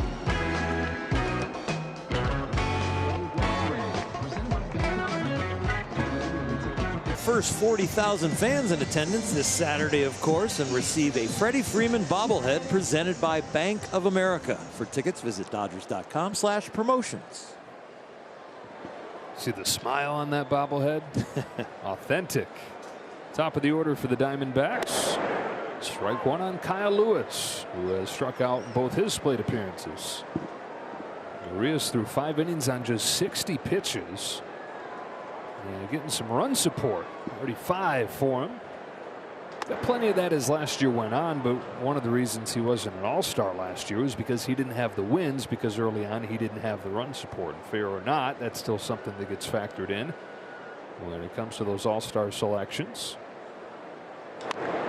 Early in the year, the Dodgers are only averaging a little over 2 runs a game for him. And then he ended up in the second half of the season with his outstanding pitching, getting about 7 runs a game, and it was one of the tops in the National League. But you look at the overall numbers, you go, oh, he got great support. He should have won 20. He should have won 23. No, it didn't come consistently. Strikes out Lewis for the 3rd time. 5 total. Most of the swing and miss has been on breaking balls for Julio. The 13 breaking balls or so he threw coming into this inning, they swung and missed at 8. Well, that fastball snuck by Lewis. Guess what that was? That was number 5. And what's that mean? Ooh, Jumbo Jacks. Well, not yet. We need 5 more. Oh, sorry. Ketel Marte takes a strike on a change. Don't set me up like that, like a hitter. I thought I was like a nice setter in volleyball right there. Probably good. All right. Marte's been on both times, was hit by a pitch and reached on an air. This one's down the line, foul, and it's 0-2.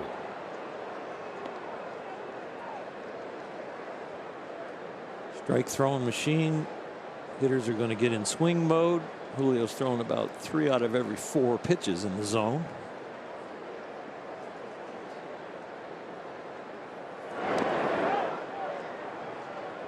And Julio was a guy who would at times take a while between pitches. He's not even getting close to that pitch clock running out. I'll tell you what, it's going to help a lot of guys that couldn't used to throw strikes, but it also can have you spiral out of control because you don't have that time to kind of regroup if things are going bad. Tried to lay off and did. So it could cause some momentum in both directions, I think, for pitchers and for hitters because of that no lapse in time between. So less time to gather yourself if you've lost your release point or your rhythm, and more time to stay on a roll when you can just keep repeating. Yeah, because I think, like, how many times do you play your best round of golf where you're just going up to the ball and hitting it? Not thinking. Yeah. And then when you make the turn and you've had your best front 9, you start thinking, then you have your worst back 9. Right. And then you quit golf. 2-2. Marte spins out of the way, saying, stay out of there. Already got hit once tonight. Yeah. I don't know if you quit golf or the guys I used to play with, they used to have this thing called swing juice. It either makes you play better or you don't care. That's called beer. 3-2. I've heard of stronger things than beer. Yeah. Swing juice. I don't think hitters should use it. Yeah, it would make this job darn near impossible. Only good for golf.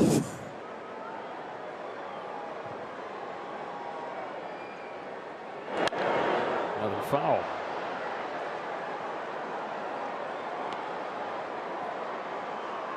Julio breaking a sweat now with 72 pitches. Ball goes out of play. Still got time to get the fresh ball and rub it up. He's still going to get the pitch off with about 4 or 5 seconds left. Next pitch is going to be the 10th. Those were the parts in spring training when I watch a game or even just sit and think about the game. If I had the pitch clock, what would I do? You know, when you back up third, I'm glad they made the adjustment that when the pitcher gets back over into fair territory, that's when we'll start the clock. Because you got to catch your breath sometimes, covering first, backing up third. Foul ball. On the 10th pitch, Marte goes down the line with a base hit. Betts plays the carom, comes up gunning. His throw is there, and Mookie for the first time in 23 shows off the gun. He's got a really good arm for a second baseman. 2 gone in the 6th. Betts gets his first outfield assist on opening day. This is a beautiful play. Trying to get it released as soon as possible, and then he doesn't care if he skids it in there. He's going to throw it as hard as he can, use the ground for part of the accuracy. And Miguel Rojas with a nice tag, sticking with it. Barehanded, like he was going to flip it to a first baseman, incoming playing second. We'll do this from right field.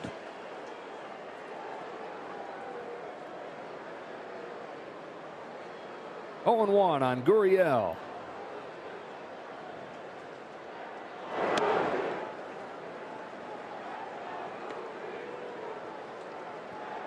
That throw is 87 miles an hour for Mookie Betts, which if you're throwing a fastball off the mound is not a lot, but when you're playing a carom on the move. Momentum going away from where you're throwing it? Yeah. Ouch, this one got a chunk of Will Smith. If you're going into the right center gap, the front shoulder closes. When you're going over towards the line as a right-handed thrower, the front shoulder is open, and he doesn't barely get it closed enough, so he knows he had to get on top of it to straighten out the length of that throw and not have it curve. Done perfectly from the mound or right field.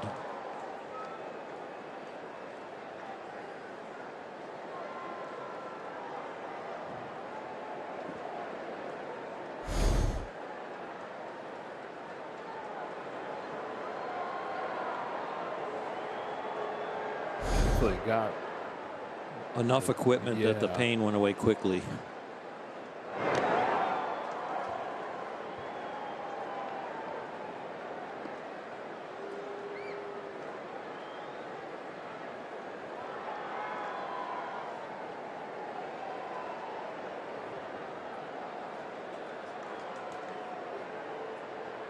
2-2 to Gurriel.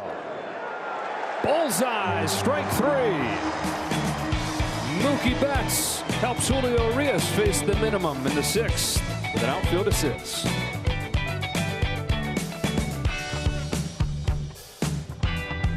Clayton Kershaw hosts a charity concert in Dallas. J.D. Martinez gets mic'd up for his first team workout. And Noah Syndergaard details his career and why he signed with the Dodgers.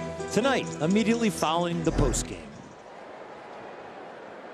Dodgers up 5-2. They've scored 5 in a row after trailing 2-0. 2 runs in the 3rd, 3 runs in the 5th. Bottom part of the order here in the 6th. It's Miguel Vargas.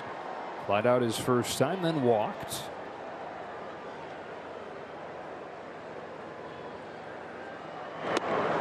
And it's 2-0. 6 straight balls to him.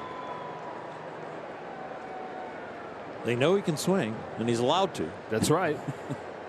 And in this 2-0 count, you might see him cut it loose if he gets one. Calmly took it. We've seen some good discipline from the 2 young hitters in a row here starting this inning.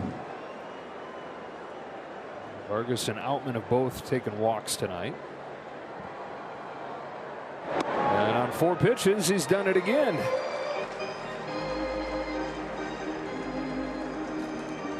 Well, the bullpen has been the biggest issue for Arizona in recent years, and you were talking about it. They have overhauled that bullpen. It was the biggest focus this offseason as they redid their roster.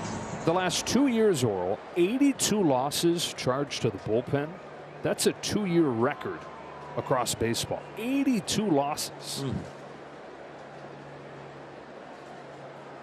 Outman takes a change low. And those are heartbreaking. Right. They are heartbreaking. The later it happens, the more heartbreaking it is and harder to recover. And Kyle Nelson gets loose. 2-0. Action in the Dodger bullpen. Brusdar Graterol looks to be the first man out after 6 innings from Urias.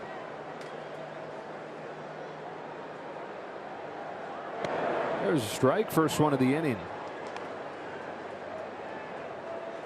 Arizona in its 25th year of the franchise, started in 1998. 3 division titles over the first 5 years, 3 postseason trips in the 20 years since.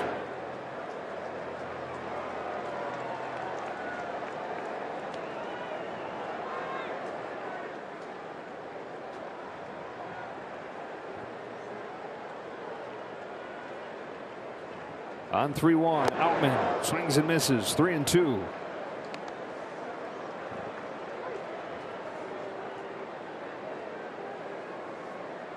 Just getting loose on that swing. That was a well-located 3-1 fastball.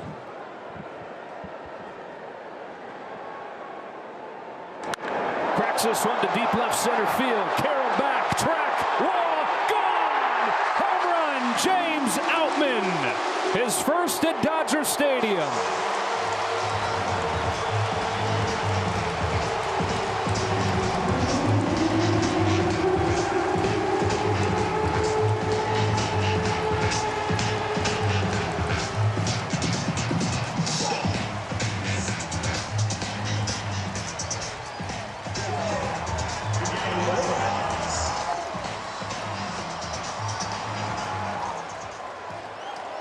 First opening day roster, first game at Dodger Stadium. That big league action last year came for him all on the road.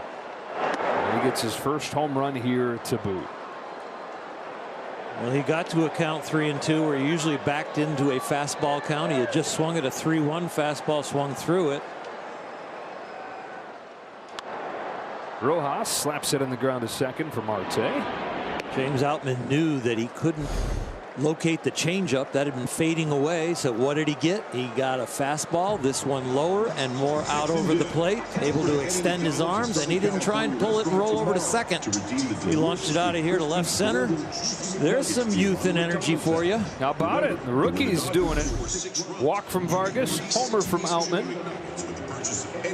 and a 7-2 lead. Back to the top and bats, who takes a strike. Now, James Outman last year started in Double-A, considered a long shot to make his major league debut, but he was not even on the radar at that point. But he made it his goal to make the majors by the end of last year, and he did that. He's got a home run here on opening day, and he's with Kirsten Watson. Well, James, you just hit your first home run regular season here at Dodger Stadium. Describe to me the emotions of that swing and everything. Kind of the same response I'm always going to give you. As soon as it hit, I kind of blacked out. Yeah, it felt really good. Usually I don't hit them that way, so that felt really good. You did it. Congratulations. We'll talk after the game when you have you can calm down and experience it. Thank you. Yeah, thanks. All right, guys. Tell me about that home run. I don't know. I can't. I blacked out. So how are you going to process that? I have no idea. For the hands of bats, 2-2. The game does move fast in your mind when you're young and it's all new, and that's one of the things that you understand when you become a veteran, is that the game really does slow down and you can process and analyze a lot more. He said it was a little bit same thing when he found out he was making the opening day roster. Dave Roberts pulled him into the office and told him. And look, last year he didn't have much of a chance to make it to the majors. This year he didn't have much of a chance to make the opening day roster, right? He had to kick the door down, and he did with a big spring. He goes in there, finds out that he makes the team, and he said he can't, comes out and he's thinking, gosh, I thought I would like cry or something, but I didn't. I just kind of said, okay, like, good. Straight up. Oh boy. Straight down. Home run in a test tube. Yeah, the second out. But Dave Roberts loves that about him. Dodgers love that about him. That steady personality, not too up, not too down. 25 years old. Somebody who went from completely off of the prospect radar to the starting center fielder for the Dodgers on opening day. He can't sit down. He's just walking back and forth, pacing up. Get away from this camera. I see the red light on me. Up here, they're everywhere, my man. No. Sulcer's finished. Back into the pen goes Arizona. James Outman, the first Dodger home run of the year, to left center. And it's 7-2.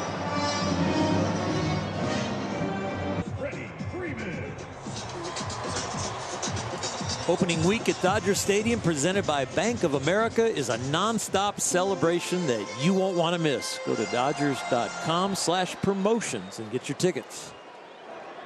7 straight for the Dodgers. 7-2 game, bottom of the 6th. Freddie Freeman faces Kyle Nelson. Third pitcher of the game for the Diamondbacks. Freddie singled and scored last inning.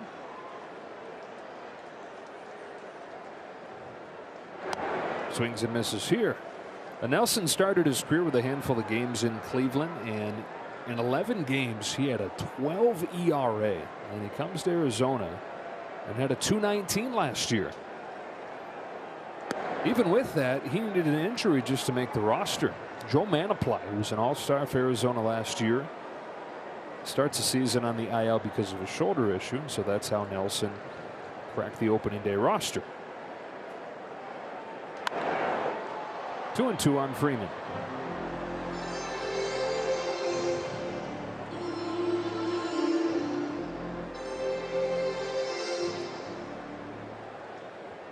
Julio enjoying some of that run support from the youngsters. Freeman reaches out, yanks it into right. He's got his second hit. Nice piece of hitting for Freddie Freeman. And that brings up Will Smith, and that brings us inside the box score, brought to you by your Lexus dealers. 3 hits, 3 runs knocked in. Have a day, hit it where it's pitched, hit it where they're not, and that's what he has done. He's not tried to do too much, but he's gotten some good fortune and a few RBIs. Hit them where they ain't. Wee Willie Keeler.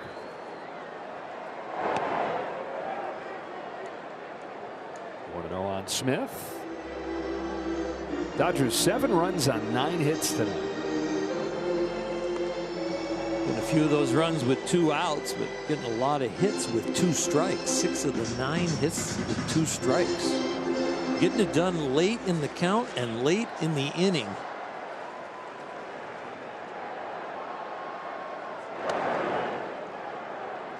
Now we've got 2 outs here. Just need to get a couple strikes on him. You get him right where you want him. Yeah.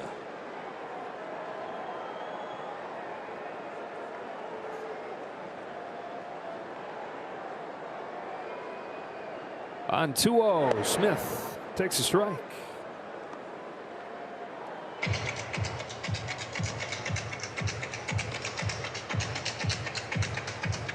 Doesn't it feel like Will Smith should still be one of the young guys?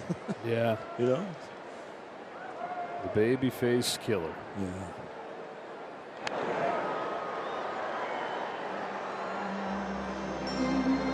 That was a meaty pitch right there. That little slider didn't do a whole lot. Inner half the plate where he loves to see the ball, no matter what type of pitch from either arm. Just missed it. He was in a nitro zone.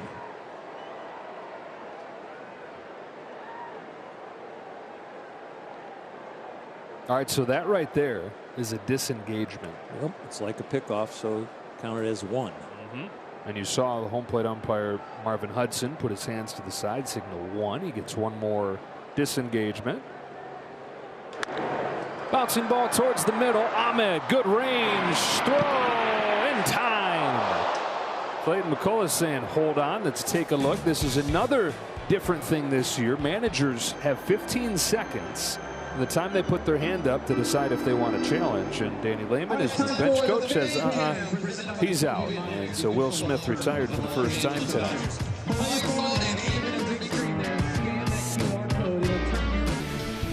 Dodger Baseball on Sportsnet LA is brought to you by Nissan. At Nissan, we make cars that thrill. Experience the thrill for yourself today and shop NissanUSA.com. Back at Dodger Stadium, Dodgers lead 7-2 as we go to the 7th inning and into the Dodger bullpen for the first time this year. It is Phil Bickford to face Christian Walker. 1 ball, no strikes. Phil looking for a bounce back year. His first year with the Dodgers in 2021, he had a .250. You see there, though, last season, not quite as solid. .472. And they say he had a great offseason of work. Spent a lot of the offseason at the facility in Arizona working with Dodger coaches. Fastball 95 without even really cutting it loose this spring.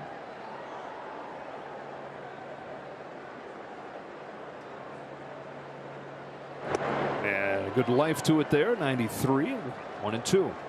Well, the elevated fastball has been his ticket to success, and that was there for him last year. It was the ball that was down and down near the middle that he really gave up a lot of hits and runs on.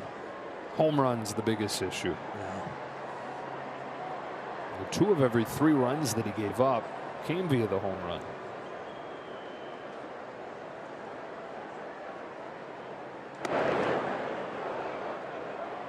What was interesting is the fly balls, you know, a lot of times you see that happen. It's just that there's some bad luck in there, but the fly balls turned into home runs at the same rate they always had. It's just he gave up way more fly balls. In on Walker, it's a pop fly and an easy play for Rojas. His ball looks alive. That ball just ate Walker up inside. That had a lot of good movement in on the righty. Everybody down in that bullpen, everybody in the dugout, all the coaches love this guy. Phil Bickford, who has made more appearances than anybody on the Dodgers the last 2 years since they got him from Milwaukee. They call him the wagon. Just ride him. 116 games the last 2 seasons. Ball 1 on Evan Longoria. That'll classify as a rubber arm. You love these guys that'll take the ball anytime, anywhere. You know, there's a daily survey from Mark Pryor on how everybody's feeling. You know, we know exactly what you did work-wise and how many pitches you threw, but tell me how you came out of it. And are you willing to go tonight feeling good? And this guy doesn't not take the ball anytime. A couple weak balls in the air. Easy one for Peralta.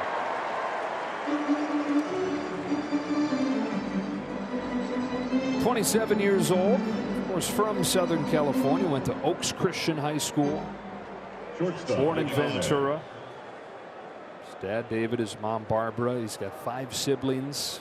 We've all enjoyed having him pitching Dodger blue. All his buddies too from Southern California love to come out and watch him. 2 gone in the 7th. Here's Nick Ahmed. Fastball to the knees. Strike 1.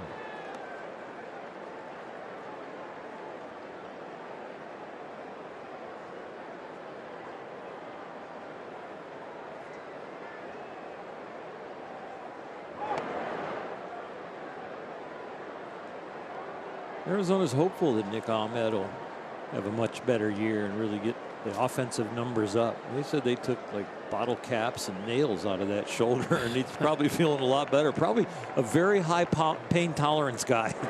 Well, that explains that. There was a bottle cap in my shoulder. They just said, you know, there are shoulder cleanups, and then there's the one that Nick Ahmed got. Fixed a torn labrum, removed 2 bone spurs, cleaned up his rotator cuff, and removed the bottle cap. Down swinging. Nice slider. Nice inning, Phil Bickford. 1-2-3 in his season debut.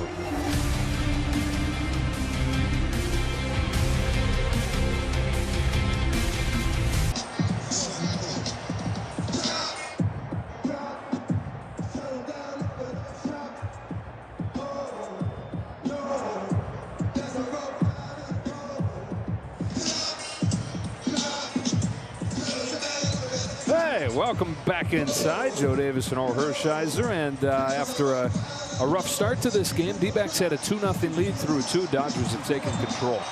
Dodgers with a lot of comeback wins last year. They're starting on the same page. 2 out hits, 2 strike hits. Will Smith in the 3-hole, really looking very comfortable. And so do the 2 youngsters, Outman going deep. This is fun. It is fun. This is a lot of fun. You know, you asked me about what I was thinking about the snappy game and the pitch clock. How's it been from the play-by-play chair? I love it. And there's been a lot of things written where, you know, people ask, like, well, how are you going to be able to tell the stories? And you know, it's going to move too fast. I know you feel the same way, and I think any broadcaster you would ask, we always feel the best after a snappy game where the pitchers have good rhythm. Yeah. There's just so few times where you say, man, I wish I had more time. Yeah. You know, so and even if the games are 3-10 and it's 15 runs, it's going to be action all the time, and it's going to be the beauty of the sport on display. And the games where the pitchers are more dominant, it's 1-0 or 3-1, and you have a 2-hour and 20-minute game. Hey, it was the action that the game presented tonight, and we got it in the same compact, timely pace form. It's going to be fun. Strike. I love it. Max Muncy. I can't stop smiling, really, Joe. I know that's just that fun.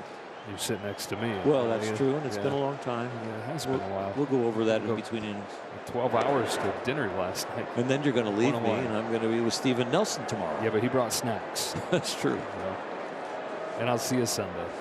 When you come back Sunday, I might look snacked larger. I thought you were going to say you would be expecting me to bring snacks. Yeah. 1 and 2. Where is your game, though? Yankee Stadium. Oh, right. You're hustling to get back for us on Sunday. Thank you. For you. Muncy down swinging, and 4 Ks to open the year.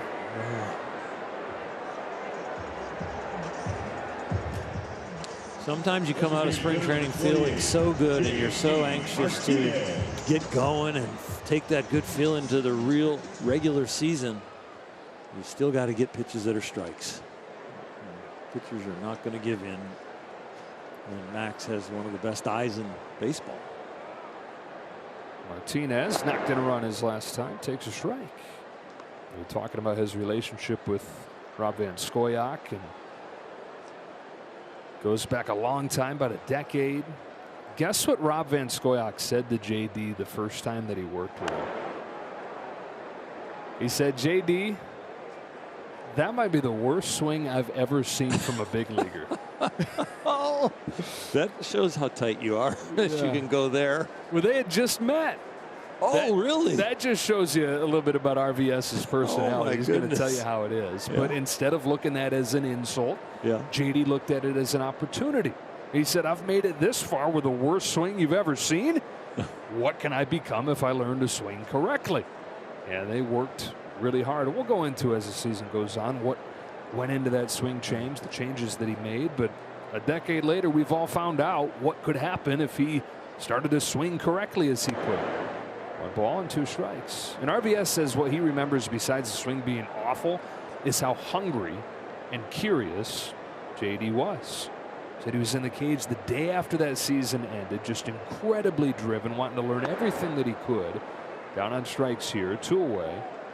And Martinez said that his favorite thing about the relationship is that from that point forward, there's just been no filter in either direction. And so it went from hitting coach and desperate player and evolved into best friends. They really do look at each other as best buddies.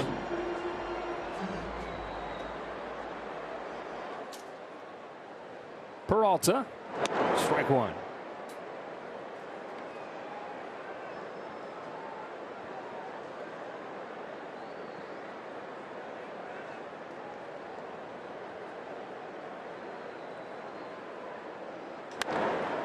Left center, second hit in Peralta's Dodger debut. The young guys are contributing. The older guys are contributing. It's been a very good game for another possible comeback victory for these Dodgers. Game 1 here in 2023. End up with 2 hits against your old team.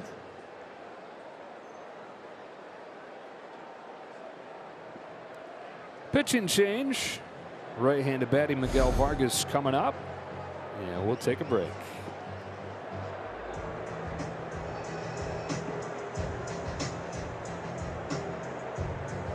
LA is brought to you by Carl's Jr., where all your charbroiled burger wishes come true. Carlos Vargas into the game for Arizona. Hard-throwing righty. You were talking about the focus of the bullpen being getting those flamethrowers, because one of the things they really lack, one of the things you've got to have in the pen, is swing and miss stuff. They want velocity, but they're also going to need strikes from him. Had a little stint with the Guardians last year, but didn't get in a game, so this is big league debut. For a guy who at the age of 23 has only pitched 34 innings in full season minor league ball. And now here he is in the bigs facing another rookie in Vargas, and there is triple digits, strike 1.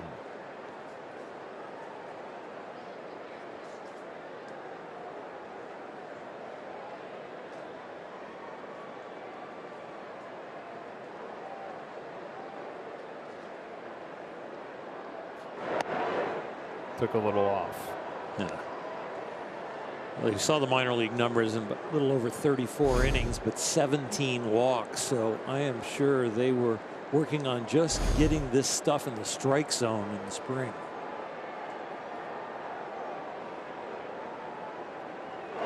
Nasty. How about that start to Carlos Vargas's big league career?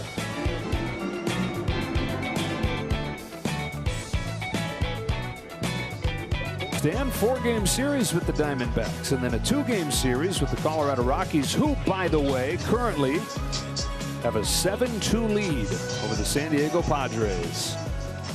Cancel the parade. That's why you play the games. Shelby Miller set to make his Dodger debut. 32-year-old from Brownwood, Texas, who was a first-round pick of the Cardinals 14 years ago. He debuted when he was 21. He got Rookie of the Year votes. He was an All-Star a couple years after that, but injuries started to pile up and spent most of last year in AAA. The Giants and the Yankees organization strike on Corbin Carroll. Had 4 games in the majors at the end of last year, final 2 weeks with the Giants, and struck out 14 in 7 innings. And so teams, Dodgers obviously being one of them, said, okay, maybe he's found something again. Let's see. And how many times have we seen the Dodgers take a guy who has shown something at some point in his career and help him rediscover it? And it's not always big changes. Sometimes it's subtle changes to pitch selection. Maybe a little change on a grip. And it could be a tweak mechanically or something in the weight room or gain of flexibility, but they are very good at that equation of looking at what you do well, weeding out some of the things you don't do well, and really enhancing some careers. Carroll backspins a fly ball to center field for his fellow rookie center fielder James Outman. One gone in the 8th. Now, where it really started to fall apart for Shelby Miller was in Arizona. He had an all-star season in Atlanta in 2015, got traded to Arizona the next year. That was the Dansby Swanson deal. And 3 years with the D-backs, that's where he was really banged up. And it was a freak injury that changed it all. Blows a fastball by Moreno. He's on the mound at Petco Park. Second inning, beautiful April day, just a normal outing. One of his first games as a Diamondback. And he throws a pitch from the stretch like he's done a million times before. Only this time, his hand hits the mound in the follow-through. And the pain's so bad that he has to leave the game. And the pain lingers deep into the season. He says that snowballs into him pressing mentally. Ended the year with a 6 ERA. And again, he was an all-star the year before that. And the next year he has Tommy John surgery. So whether or not they were connected, you don't know, but it really started a downward spiral. And it's not happened again since, but he's kind of been trying to dig himself out of that issue since then. A 1-2 pitch. Chopped along third foul. So far so good, right? Yeah. 8 pitches in, he looks in control. The stuff looks alive. The pitch mix is a little different. Some adjustments have already been made. What a mental thing to go through, though, that you say, with the injury and then kind of just falling down. Outman again. 2 out. Dodgers help you get back up. That could be their tagline. Yeah. The guys that have fallen down but have had it before, and it's like, you know what? We believe in you. Come here. We can fix some stuff. You on board? Oh, yeah, I'm on board. Let's do it. Life alert. Copyright infringement.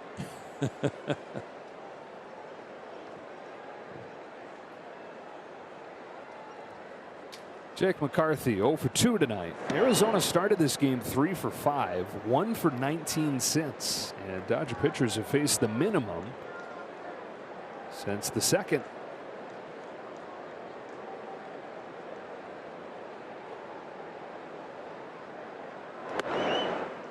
One. It's that fastball that is not overpowering in terms of velocity, but that is what really opened a lot of eyes last year. Just an extraordinary swing and miss percentage. Comes at you kind of a low release point. In fact, it's one of the lowest release points for an overhand thrower in the majors. Yeah, he does kind of, it's like a little bit of a drop and drive, but the arm does come at you from a lower place where it looks like it's almost pushing it out of his shoulder. I mean, back in the way day, if anybody can remember, Sid Fernandez from the left side had that same kind of low pushing sensation of the throw. Looks pretty darn good, doesn't he? 1-2-3 inning. James Outman will lead off the bottom of the 8th. What a first opening day for him so far with a 2-run home run. Back in a moment. When we finish, the guys are back for the post-game show. John and Jerry and Nomar out in the center field plaza. Hoping to recap a Dodger opening day win. 7-2 they lead to the bottom of the 8th. And James Outman already getting a pretty nice roar from the crowd as he comes up. First Dodger home run of the year. And his first one in Dodger Stadium. Carlos Vargas got a strikeout on 3 pitches to open his big league career, and he's got a strike here. What a year it's been for James. He had that debut last year, first opening day roster this year, and he got married in between.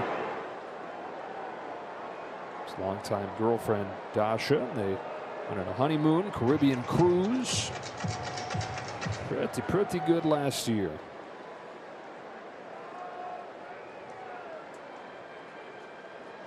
On a 1-1 pitch from Vargas. Outman pulls one down the line. That's a base hit. Outman turns on the afterburners, heads for second. That's a double. They love him already. You might flash back to Freddie Freeman standing early in his Dodger career out there on second base, hearing the chants of Freddie. Freddie had to tip his hat. James, you're bringing it on now with the home run and now the heads up. I don't know if they'll give him a double or there'll be an error, but his head was looking, no assumption, stayed in stride, put the accelerator on. We're not returning to first, we're going to second. Well, before he was a star baseball player, he was a star high school football player. Player of the year in his high school conference as a middle linebacker and a tight end. Ball one on Rojas. And he is, how do I put this? Jacked. I mean, he is a specimen.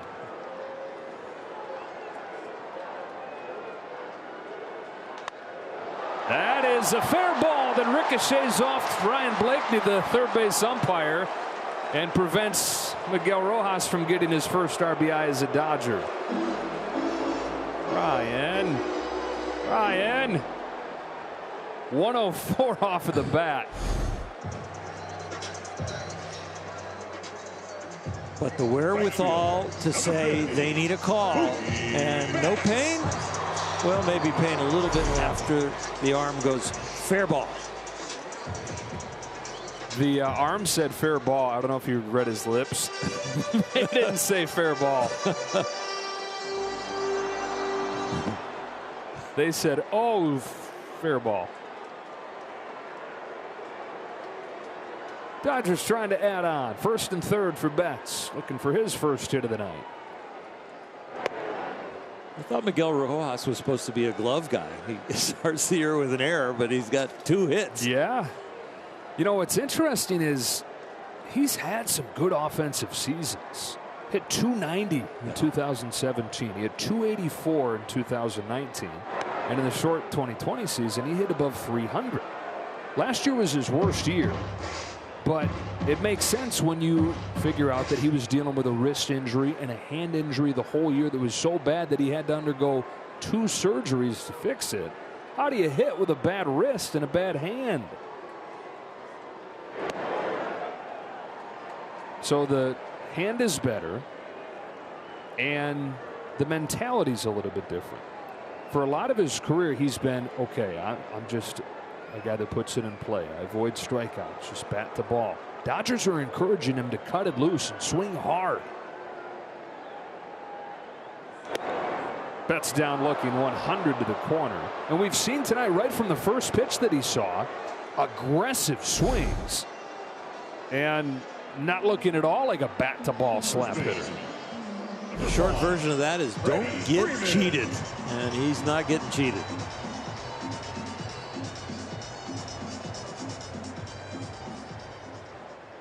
One away for Freeman.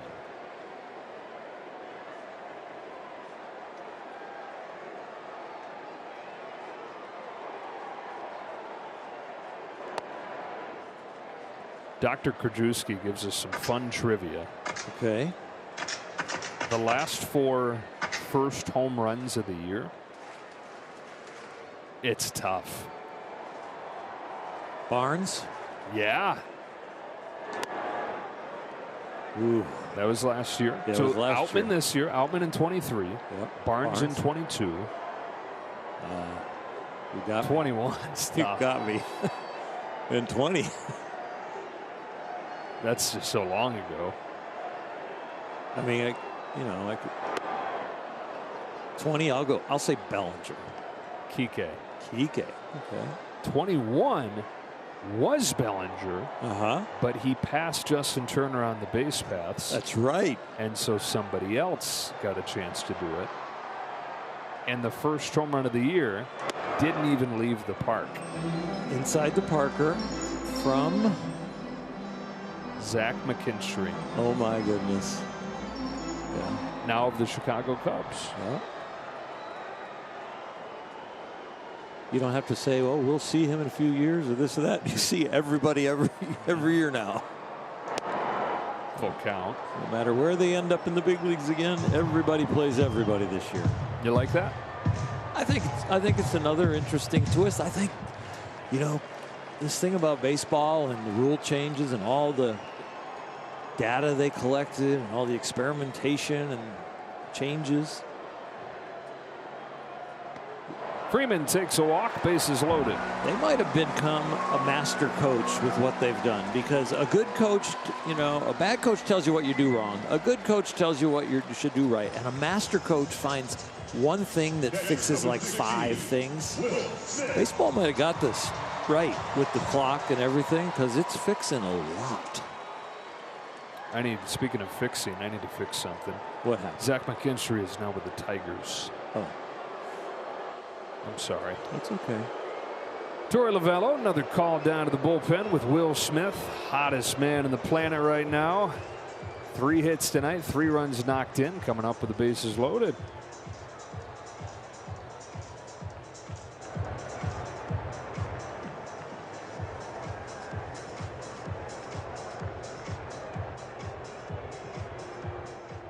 Some more damage here. Kevin Ginkel, the 4th relief pitcher for Torey Lovullo. Guys are going to get work. They're going to look for hot hands. They're going to look for who starts off the season in a good way. And Ginkel's going to be part of this pen. And they're going to be dividing this work up with the Dodgers up 7-2. They're just trying to get a few final outs. Maybe give the Dodgers a run for their money in their last at-bats. But this one looks stretched out pretty nicely. Outman at third, he doubled. Rojas singled. He's at second, and then Freeman walked. Ginkel delivers, and Smith pulls it down the line foul. Kevin Ginkel, first half last year in AAA, came up in August. And now his 5th year with time in the majors. Try to get the last couple outs of this one for Arizona, and they can look ahead to tomorrow when Merrill Kelly, who started the championship game at the WBC for Team USA, makes his season debut for Arizona. Well, hold on, what do we got here? Marvin Hudson. Quick talk with Ginkel. That may have been a warning to not come set until the hitter is ready and at attention. And he did it again.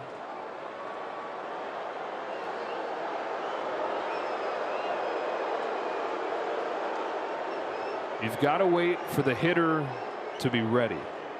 And Ginkel was starting to come set before Smith was ready. The hitter has to be ready by the 8-second mark. Attentive to the pitcher.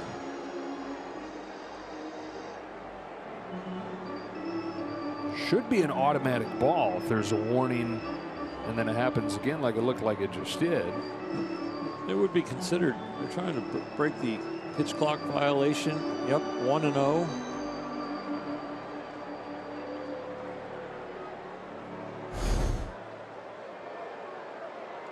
See, that's quick pitching, and you can't quick pitch the hitter.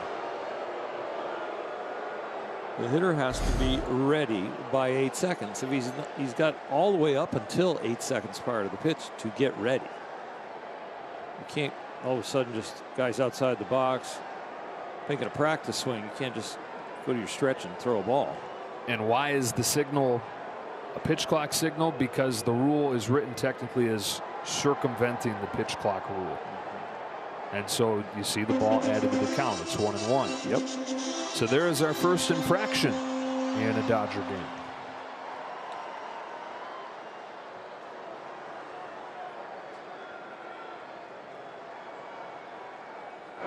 That's tough though on a pitcher, isn't it? Like, well, because you've programmed yourself to be quicker, and now you not only have to be quicker, but you have to be in relationship with the hitter, where that was the only relationship before. When the hitter gets in the box and he's ready, you start to get into your thing. And the hitter doesn't have to be in there until there's 8 seconds. So as a pitcher, that could leave you with very little time to come set and deliver the pitch. 8 seconds, and that's why they've studied that amount. And that's why the number is there, that gives the pitcher plenty of time.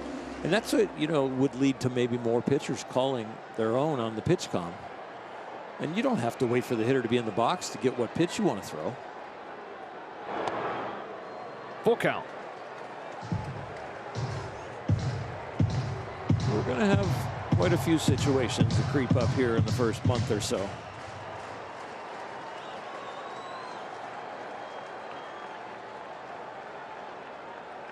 Bases loaded, 3-2. Smith chops it foul.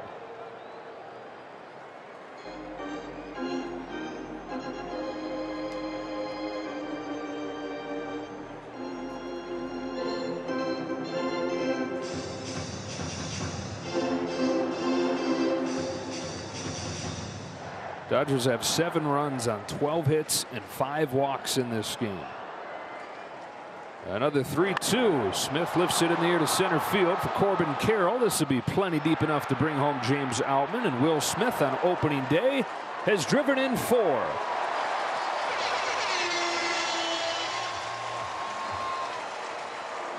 He will have a herd of reporters around his locker, breaking down the hitters, Julio Urias, and his day. Lots to say, lots of questions.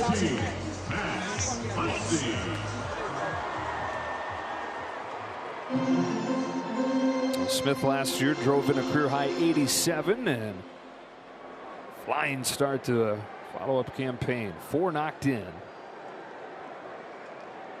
And now Muncy trying to get it in play here. 4 ABs, 4 strikeouts. It's his 4th 4-strikeout game in the big leagues.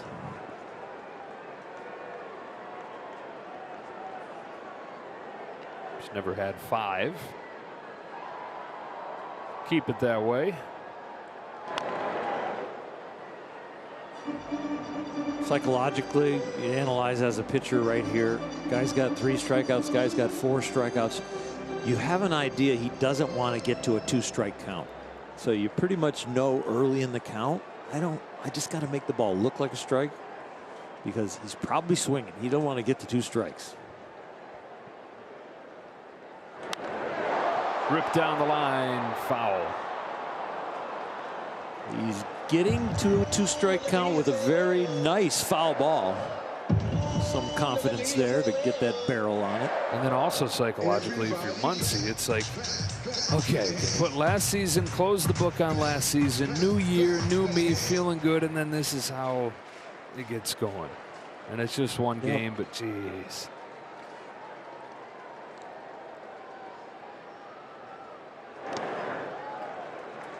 Two and 2. Yeah, he'll have to fight that tonight when he puts his head on the pillow. But you know what? That's what coaches and teammates and getting back to work. That's the nice thing about being an everyday player. Get right back out there.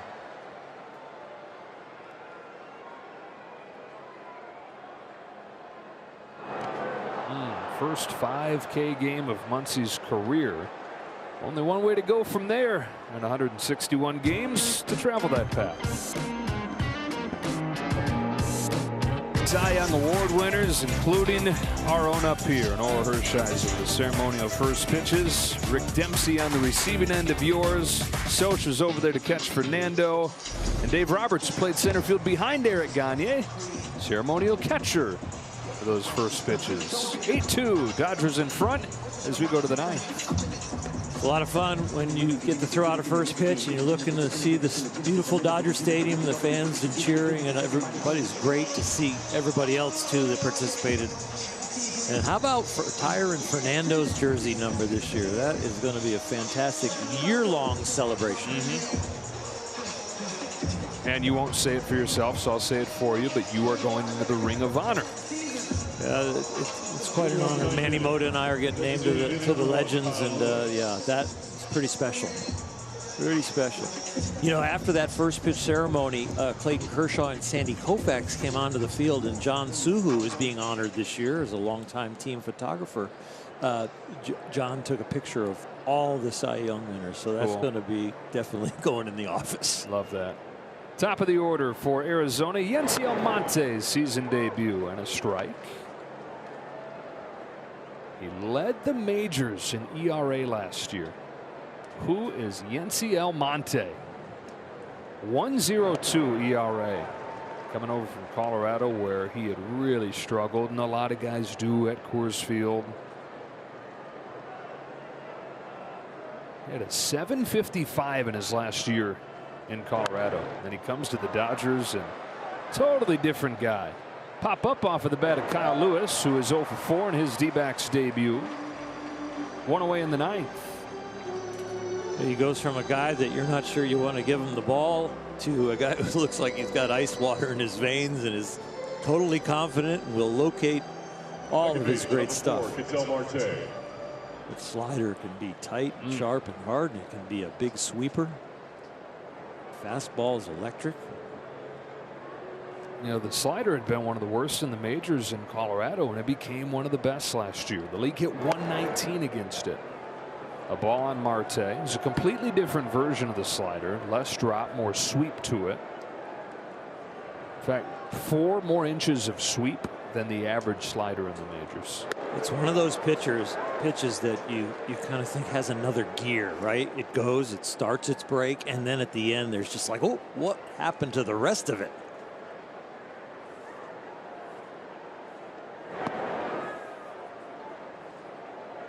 He actually had started toying with that version of the slider late in 2021 when he was with Colorado. Actually got some advice on the grip from Daniel Bard, their all-star closer. Now, the Rockies didn't think much of the new slider, didn't think that it would make a difference even if he did harness it. It's one of the main things that caught the Dodgers' attention. And one of the main reasons they brought him in on a minor league deal. 2-2 pitch. Got squeezed. Will Smith had it as a strike. K-Zone's got it as a strike. There's one answer that counts. Marvin Hudson says no strike for you. Side spinning pop fly, shallow left field. Here's Peralta to make the grab. 2 gone in the 9th. And after Arizona scored 1 in the 1st and 1 in the 2nd, they've brought the minimum to the plate since. Left fielder number 12, Lourdes Gurriel Jr.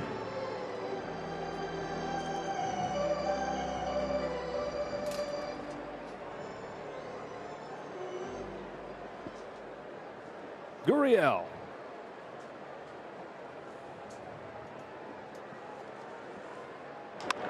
On the hands, Rojas. Dodgers win game 1. 8-2 the final score. They're 1-0 in 2023. Didn't have to wait long to get the new Dodger Stadium light show. The Dodgers took care of that, and the Diamondbacks. James Outman, his first Dodger Stadium home run. He homered in his first at-bat in the big leagues last year. He homers in his first game in Dodger Stadium on his first opening day here in 23. Will Smith, though, the offensive star. 3 hits, 4 runs knocked in. They make Julio Urias a winner in his season debut in his first opening day start. Tomorrow to be Dustin May for the Dodgers. Merrill Kelly for the Diamondbacks. Dodgers 8, Diamondbacks 2 for Earl Hershiser, Kirsten Watson, and the rest of our crew. Joe Davis saying so long from Dodger Stadium. How good is it to have baseball back?